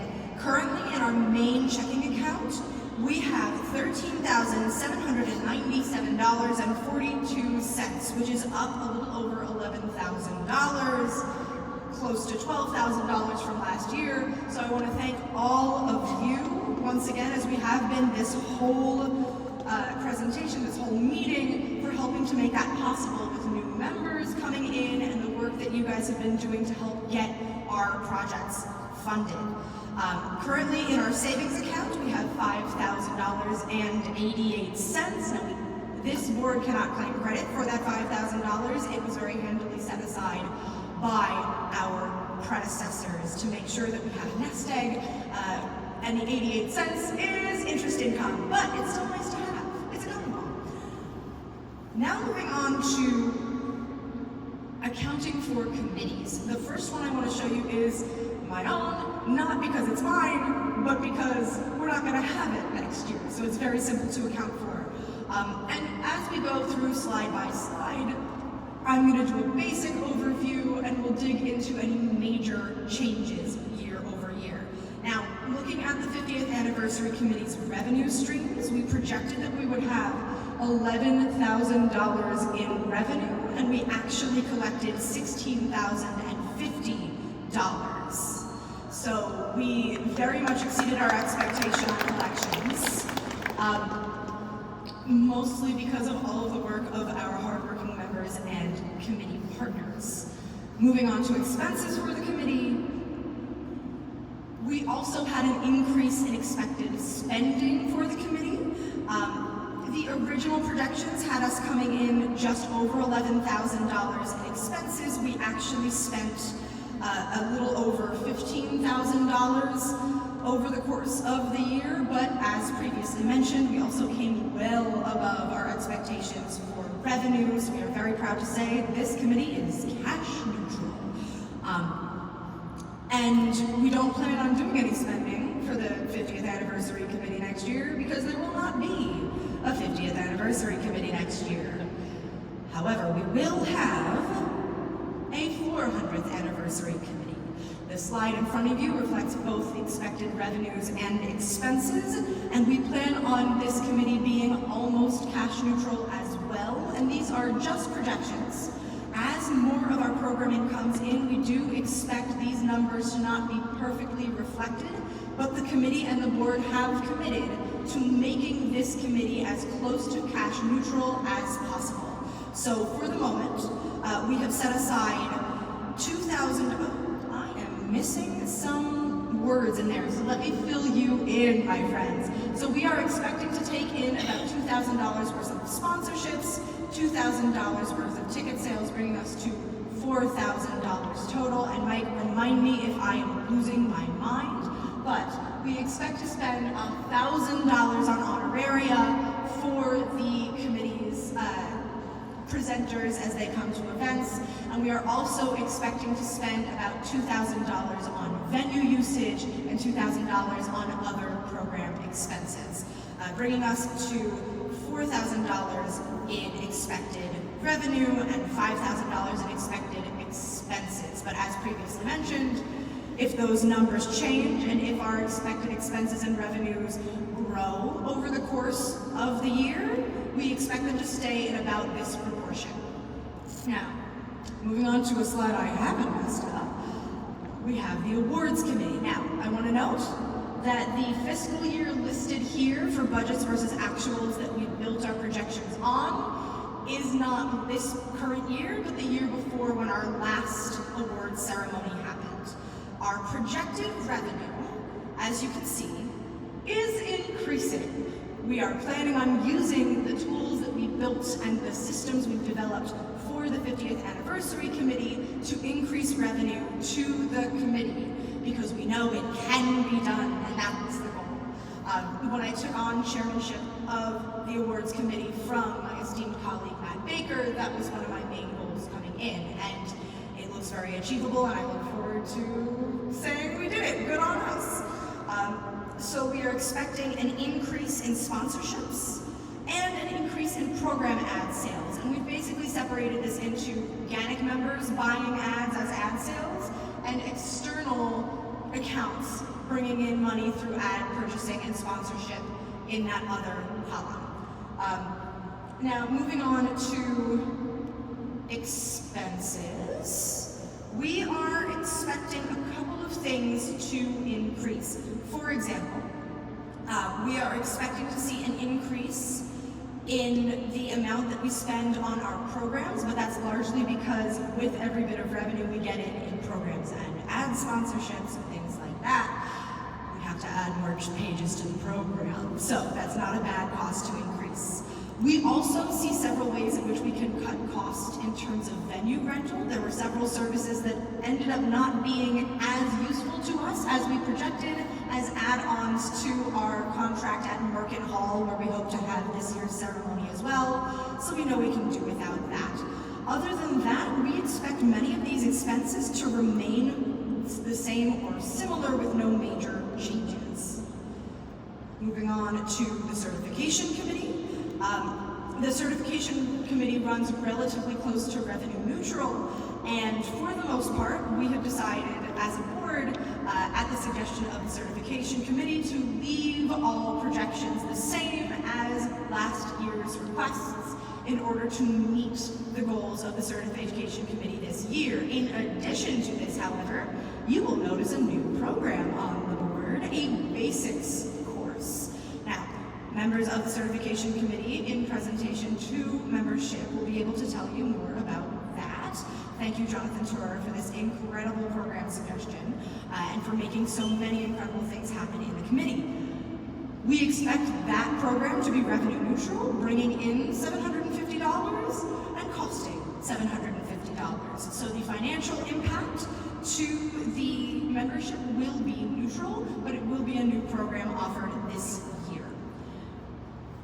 Our next committee, the Education Committee, expects many of their expenses to remain the same. You'll notice that there are some revenues and expenses where when you look in that center column, it is a very different number, and that is just because there are some programs that we have run in the past that we hoped to run this year, and we haven't yet. But Nina Mende is a wizard and is usually very good at giving us a fall program that will incur some more expenses and bring in more revenue. Things like a full-day bus trip. One in particular I've enjoyed in the past is Bannerman Island, heading up to Paula Pella and Bannerman Island and enjoying a walking tour of the Hudson Valley. So you can expect those numbers to change over the course of the next 2 months, and we have approved a budget that is identical to last year, with the exception of no-show fees, because dear God, people, I love you, I really do. Don't make us charge no-show fees. Show up to your fams. Your fellow GANYC members are doing very hard work to present you with brilliant familiarization material. That is the only revenue here that we do not want. So it is our goal to increase actual attendance versus absences at fam tours. So it is our goal to not have that money, or at least not as much. We're working our way down. And like I said, for revenues and expenses, otherwise we are expecting them to stay largely the same. For the industry relations budget, we are expecting to increase our revenue to the committee, largely in terms of industry partner renewals and a little bit of new industry partner collection. Our job fair fees, we are also expecting to collect some money, and to clarify, for the purposes of this presentation, that center column, that $1,199, that comes from the CIDA one-pagers that we presented at the CIDA conference. We are expecting to see job fair related revenue in the realm of $1,500 from activity over the course of the next fiscal year. So we are seeing a relatively large increase in expected revenue to industry relations. But in a much more financially healthy place than we have been, we are also preparing to increase expenditures, because the Industry Relations Committee has some very exciting things planned that are going to cost a little bit more money, and we're very excited for them. For example, conferences and related travel is expected to see an increase in budget.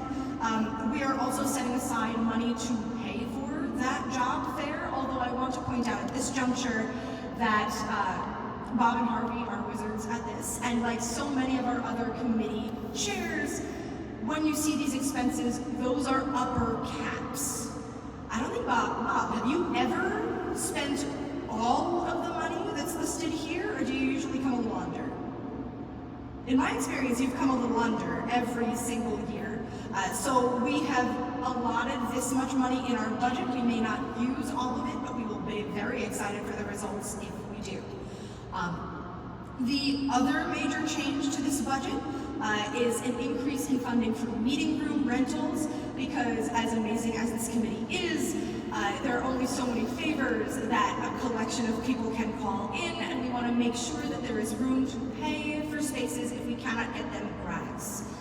We also have stipends available this coming fiscal year to attend the NFTGA, which our committee chairs will tell you more about as we get closer. And the other major increase is professional organization dues. Now, you might notice that we went over budget this year. That's okay.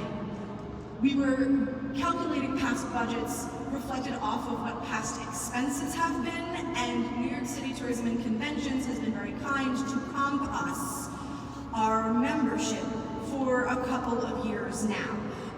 But we are going to be starting to pay our dues once again, and so this increase reflects that increase. So we're basically back up to where we were before for that expense.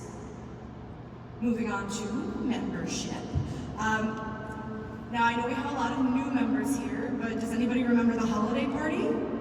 We are bringing back a holiday party, baby! So we have an expense line for this. That is a major change to this budget.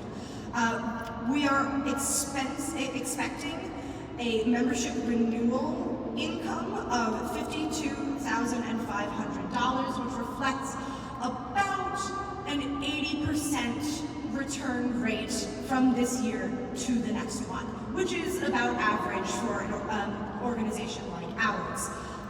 We are setting ourselves a goal to get at least $8,750 in new memberships. We are very excited for the people, but we are also, separately, very excited for what the people's money can do for all of the people. And this is part of our goal of working towards 400 for the 400th. But all in all, this means that our expected revenues from last year to this year have stayed pretty much the same. For expenses, we are looking at an expense rate of about $2,500 for the holiday party. That's what we recommended to the committee. Other than that, these all are basically the same-ish, with the exception of 2 lines at the very bottom. Orientation and mentorship, we have allocated a little bit more money than last year to make those events happen. We are also allocating a little bit more money for supplies because, as you can see, we have exceeded that budget, but it's for a good cause. That $150 was allocated to the best of our knowledge, not expecting to have to re-up any of our supplies like lanyards and pins. So now that we are running low on those supplies because we have had so many successful networking events and new membership acquisition, we are hoping to acquire some more such supplies, so we've increased that budget line as well, which brings us to a total increase for the committee's expenses year over year of about $3,000. For the Government Relations Committee is not a committee that brings in income, but it is one that has expenses, and I just want to thank Patrick Casey so much, because in the past, this has been a single line item thing, or really 2, because there's also a miscellaneous category. But for Destination Capitol Hill this year, we have broken the proposed budget line items into separate expenses. So what had previously been $850 total for expenses for the committee, all lumped into miscellaneous and Destination Capitol Hill, we now have $700 of expected expenses broken out to registration for Destination Capitol Hill, hotel expenses, or a round trip on Amtrak, and a dinner stipend, because if we're going to send you to go talk to our representatives, we should also make sure that you eat. So the total is actually a decline from past years, but we are very excited that this allocates money specifically so that you can better gauge what this is going to go to, and so we have a better idea as the board of how this is all working. Then, the newsletter committee previously had a budget of $750, and now that we are transitioning to all digital production, the committee proposal budget will be $250, mostly because we want to make sure that in the event of any incidentals, we are prepared for this. And that also includes printing of a copy of the newsletter for archival purposes, because like Mike said, those have been invaluable in understanding the history of GANYC up until this point. Because guys, I'm 31. I am younger than GANYC. I needed the paper help, and it was very, very helpful. For our Public Relations Committee, the biggest change that we're seeing to this budget is going to be in the online tools category. We have added a miscellaneous budget of $300, but reduced the online tools budget to $300 from $1,500 because we are discontinuing the use of MailChimp. So that's going to save the committee a lot of money and help to streamline the way that our PR committee communicates to the rest of the world. We are very excited about that. For our IT and Web Committee, once again, I want to thank Chair Emma Gonzalez, who gave me a very detailed breakdown on how exactly they plan on spending their money. Everyone did an amazing job with this. Emmy gave me an hourly breakdown. She has my heart forever. And what you're seeing here in that proposal column is a direct reflection of what all of those things will cost. So we don't expect any overages there, and for the hourly dev and support, you'll notice that they are listed as NA in previous columns because they have previously been lumped in with other expenses in past accounting. We are now breaking that out so that we can have a clearer idea of exactly how much of our webmaster Sam's time we are using as he creates these hourly bill developments. But we, as a whole, are expecting to see a relative decrease in budget items here because the Drupal migration is done. So that is an expense we are not expecting moving forward. And as Emma mentioned during her report, we are adding the Zoho email service, which is going to make it easier for everyone in the organization to communicate more effectively.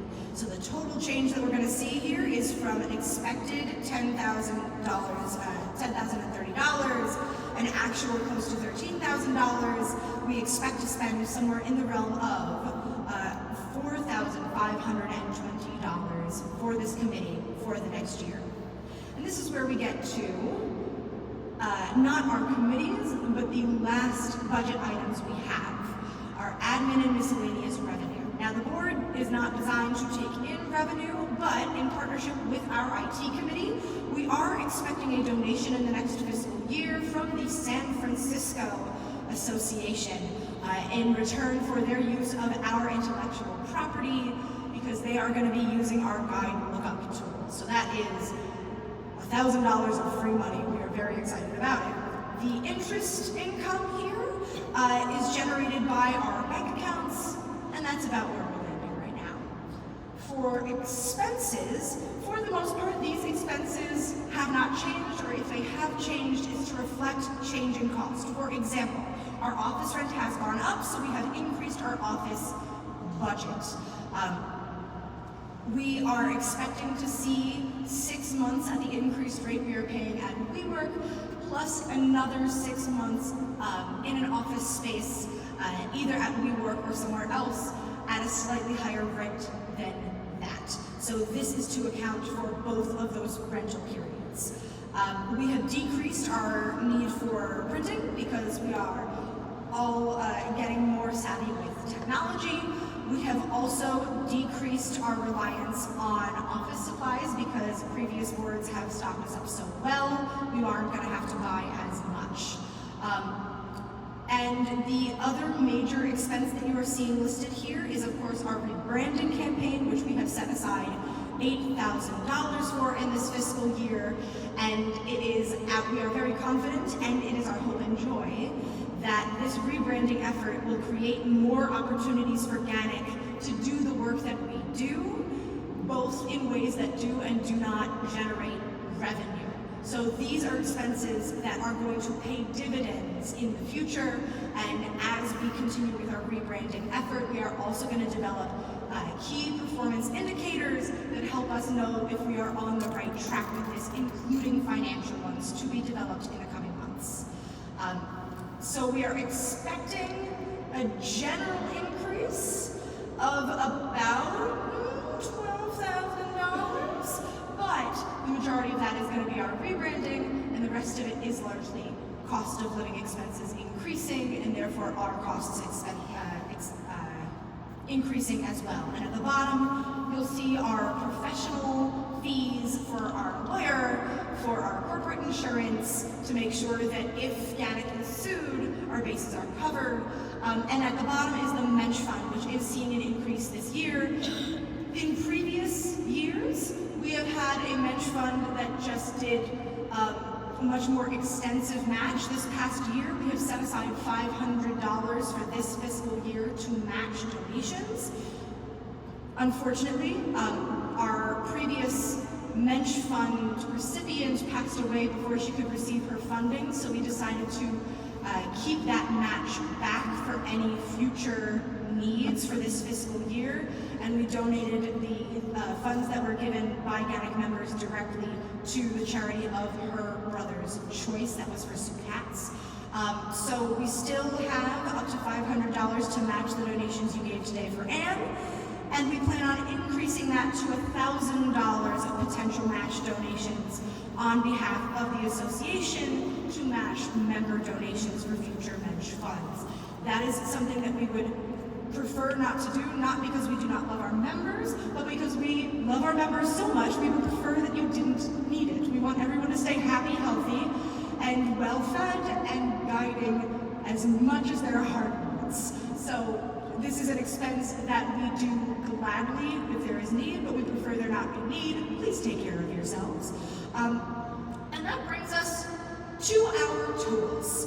Now, for the fiscal year that we are currently in, the total revenue that we were hoping to get in the door was $81,440. Our total expenses were expected to be around $61,250, leaving us with a net increase of just over $20,000. What we have experienced so far in actual funding is $51,191.92 out the door, and $67,323.85 in the door, with an increase to our coffers for work to be done in the future of just over $16,000.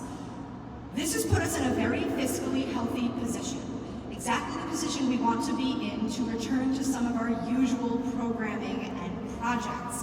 So we are expecting much tighter margins this year, but we still expect to be in the black, bringing in a net total of $1,844 over the course of the fiscal year as we return to other programming.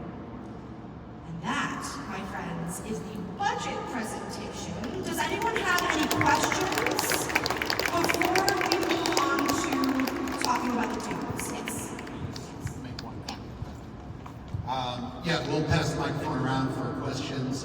Just a reminder, budgets are projections. This is not saying we're going to spend every last dollar. This is not saying that we're going to only get this much revenue or be able to hit all of these revenue marks. This is done in consultation with the committee chairs and the board, very, very late night meeting to go through all of this. So this is our best projections when we're thinking about this. This is not hard and fast and, oh my God, we're definitely going to spend $89,350. We will always try to keep budget costs and expenditures down wherever we can, but this is just our best guess, educated guess at this point. So you should consider that as we were talking. Now, before we do anything else, how about a hand for Sarah?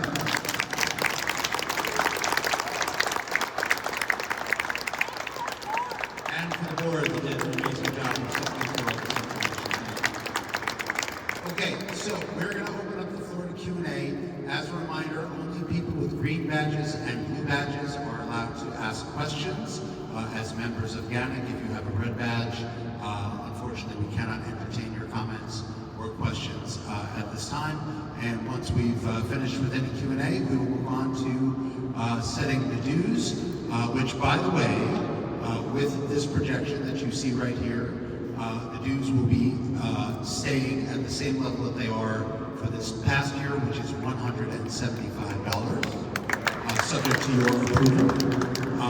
And we worked very hard to make sure that that was a possibility. We know last year was a large increase, necessary, but large increase. And by the way, that will not, last year there was that one-time kind of early bird special where some of you could, some members could get in for $150 if you pay their dues early. That is not an option that's on the table anymore. Everybody's going to be paying the same amount, subject, once again, to the approval of those in attendance here tonight. So, with that said, if you have a question, please raise your hand. And is it Jason or Justin? Jason. Jason. And thank you, Jason, for doing this for us. We appreciate it. Hi, Sarah. Sarah, you might have answered this. Identify yourself, please. Charlie. So people know who you are. Charlie Meany, that is. Sarah, you might have answered this. Do we have a rainy day fund established? Yes, that would be our savings account. In the event that our rainy day fund is not enough, we do have a surplus in our checking account, which is always incredibly useful. The savings account is largely designated as a place where, God forbid, something happens and GANYC has to dissolve. Those funds will cover any closing costs of the organization. I don't plan on going anywhere, I don't know about you guys, but both of those funds, the balance in our main checking account and in our savings account, basically function in this way. But for those unfamiliar with the money allocation process, over a certain level, currently $100, in the future it'll be $500 again, committees need to request that money in advance in order to get approval for that spending. Now, we have approved this budget, but we do also have to approve larger expenses to make sure that it's in line with the budget projections we have, the plans that GANYC has as a whole, and the fiduciary duty that we as a board hold as representatives of the membership. So the rainy day fund has helped a lot with extra costs during, of course, the Drupal migration, which was incredibly necessary, but did incur more costs than we expected. That is how we plan on using that money should the need arise, but larger expenses do not happen without approval of the board with membership in mind. So hopefully, we don't need them very often. We want to build that rainy day fund, yes. What's the largest variable expense that we have that you believe, in your opinion, that we can reduce? So the largest one that was reflected in previous years? I meant going forward. Oh, going forward. So as a committee chair as well, one of my goals is to make sure that GANYC can operate as many of their programs as possible as revenue neutral while still remaining true to our mission. So the big change that we have going forward is aiming for revenue neutrality with the awards committee. The biggest variables changing year over year, in my opinion, would probably be the industry relations committee, but it's for a very good reason. Not every conference happens every year, and other opportunities come up along the way. There isn't always a way to account for this outside of knowing the schedule on which these conferences like IATDG and NFTGA are happening. But thankfully, for the most part, the expenses that GANYC has experienced in my time, both as an officer and as a member of GANYC, have been relatively in line with our predictions. So we have been incredibly lucky in that way. Can I add one thing to that? So I don't know if this is exactly what you're asking, Charlie, but the two major new expenses, kind of out of thin air, for lack of a better term, are the rebranding effort and also the money for the 400th anniversary ad hoc committee. The latter is hoped to be as close to revenue neutral as possible, but it's brand new, so we're kind of making it up a little bit as we go along. And the rebranding effort, we came up with that number basically based on a couple of conversations we had with some branding companies, just some very initial discussions. We certainly will look to hold the costs down on that if we can, but we're anticipating that's about what it's going to cost for us to get the ball rolling on this. So it's a great question. For the most part, I think our expenses stay fairly static, but those were the two kind of major increases off the top that I would think of, in addition to what Sarah said about attending other conferences on industry relations. It's also worth noting that we are a non-for-profit organization, not a non-profit. That is different. We cannot issue tax-deductible donation receipts, but we are not a profit-driven organization. So while we would love to have more of a cushion, and we are still working on building it for future operations, having a lot of bank money in the account right now is not a priority, because we know that as future expenses come, so will future revenue as we have our membership drive. Cindy has a question. Wait for the microphone. We got you. I want to be able to hear you. Okay, so this is a great job. Thank you. You presented everything very simplistic for people like me who have the time zone now with numbers. My question is though, unless I heard you wrong, I thought the caveat was that the actual is just till now, so we have 2 more months left? Correct. Does that mean, unless I'm reading it wrong and I may, the budget that you have listed is, it's not apples to apples, that's like for the full year, 12 months versus? That is an excellent question, and thank you for the opportunity to once again clarify that point. The things that you are seeing here, this is a little bit closer to actuals than, let's say, any of the specific committee budgets that I could pull up. About half of them still have expected expenses coming in. But if we look at the 23-24 budget expectations and then the 23-24 actual, the actual is not a reflection of what the full 12 months will incur, but our calculations for the proposed are based off of reasonable expectations for the next 2 months based on historic data. So is it possible, if you don't mind, since you'll have all the numbers, and we don't need to have it in the meeting, I don't know why the AGM is 2 months early from everything, but fine. Mostly so we can vote on the dues. That's why we don't vote today? You do vote on the dues today, Right. but we need to prepare Okay, for it. doesn't But continue.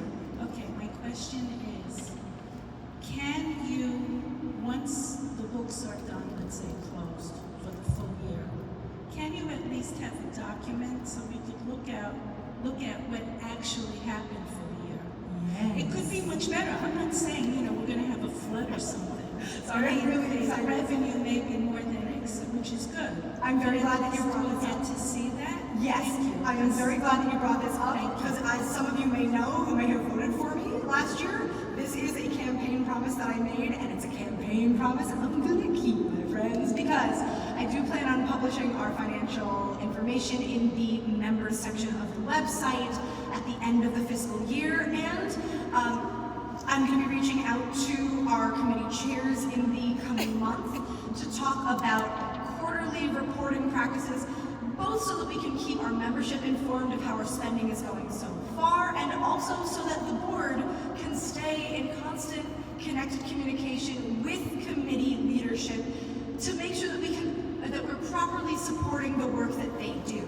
So in addition to an end-of-year report that I'm going to put on the website in the members section, we also plan on putting out brief quarterly reports to let everybody know about our financial health and to make sure that we as the board are supporting the work that our committees are doing appropriately so that they can do the amazing work that they do. Jonathan? It's Jonathan Turner again. I had a quick comment and then a quick question. Hopefully, a quick question. I cannot tell you how excited I am that this branding effort is going to be taking place this year. I think this logo has served us very well through the million years that we've had it. But like GANYC needs a fresh new look, and the branding is a much more complicated effort than just simply creating a logo. As someone who worked for a branding agency for several years, I know that it is a real top-to-bottom kind of X-ray of what this organization is, trying to extract the essence of this organization so that we can better project and communicate that to everybody who really needs to know who we are. So I'm super, super excited about this. My question is not part of the branding re-effort, but it is a simple clarification point about the match fund, which I feel like I should know, but I don't quite, and I think it might be helpful, especially since we just passed that. So there's a $500 match. Correct. That is not a $500 per pass the hat match, correct? Correct. We have a total budget for this fiscal year of a match of up to $500. Fantastic. And that $500 is going to be allocated in what manner throughout the year? Well, next year it's going to be $1,000. And this is allocated through the year? Yes. And this is an ongoing conversation with the board because in the past the policy has seemed a little bit fuzzy to us as well. And we are currently debating the pros and cons of if we should be allocating a certain amount of money per Mensch Fund pass to make sure that if a member has an accident in December and another member has an accident in May, there's still some left for them. There's the ongoing conversation of do we make sure that as many people have the opportunity for a match as possible and potentially not use all of it, or do we want to make sure that those who really need it get it, even if that might mean that people down the road don't get that match. Thankfully this year, at least knock wood, we're not going to have to worry about that too much, but it is an ongoing conversation we are having, and when we have a satisfactory answer for you and for ourselves, we will be announcing it to the leadership. That's a board level conversation? That is a board level conversation, yes, because it's a board level expense. But just to be safe, everybody wrap yourselves in bubble wrap, but we don't have to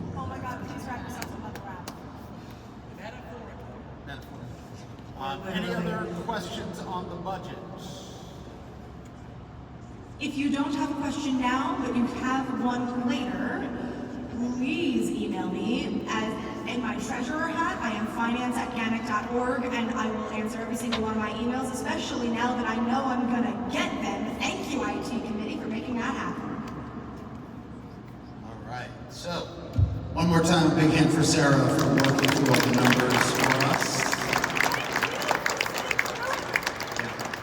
Okay, so now is the time that it is up to you, the membership of GANYC, to approve the dues for the next fiscal year. As I mentioned a moment ago, they are staying at the same, our proposal, the board's proposal based on the budget that was just presented to you, is that the dues stay exactly the same as they were for this past year, which is $175 per member. I just want to mention one other thing. The previous board adopted a new bylaw change last year that at least once during every board's 2-year tenure, the dues do have to be increased. So we are not increasing them this year. We will have to, according to our bylaws, increase them next year. They could go up by a penny. It didn't say how much they have to go up by. But for this year, the proposal we're putting to you is to keep the dues at the same rate, which is $175 for an annual membership in GANYC. So, does somebody want to make a motion? Okay. Somebody has to make the motion. So moved. Okay. So Jared Goldstein moved to accept the dues as $175 for the coming fiscal year, and AJ Stevens seconded it. We are now open to discussion. Any discussion, blue or green badges, if you have discussion, comments, questions about our dues. Okay. Patrick has a question. Patrick made a motion to call the vote, call the question. Do we have a second? Second. Second by AJ once again. Okay. So I think the easiest way to do this, my friends, is if you're wearing a blue or a green badge, stand up. Just so we can make sure we record. Oh, sorry, just green badges. Just green badges. Sorry. Thank you so much, Sarah. My mistake. So just green badges for you provisional members. This is more incentive for you to get your letters of recommendation and become a full voting member of GANYC. So, all in favor of the dues for the fiscal year 2024-25 being $175, please raise your hand. We do have to count this for the record. Bear with me. You take that side, I'll take this. Okay. Secretaries can verify. 6, 7, 9, 10, 11, 12, 13.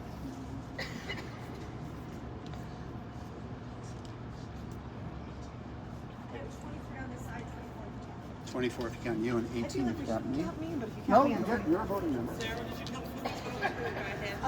Did I? 25. Okay, so we have 43 in favor. Thank you. Now if you put your hands down. Any opposed to the budget, to the dues at 175? Okay, the motion carries. Thank you. We have dues set for next year. The renewal period will begin November 1st at the start of our new fiscal year, so we encourage you all to get your renewals in as quickly as possible. So, last mention, after the meeting tonight, if you are so inclined, head on down to, what was the name of the place again, Tony? Amity Hall, 109th in Amsterdam, if you want to grab a drink or a bite with fellow GANYC members. Do we have a motion to adjourn? Jeremy? Yes. Second? Second. All in favor? Aye. All right, this meeting is adjourned. Thank you so much to Ruth and Laura and Jason and the whole crew here at St. John the Divine. Thank you so much.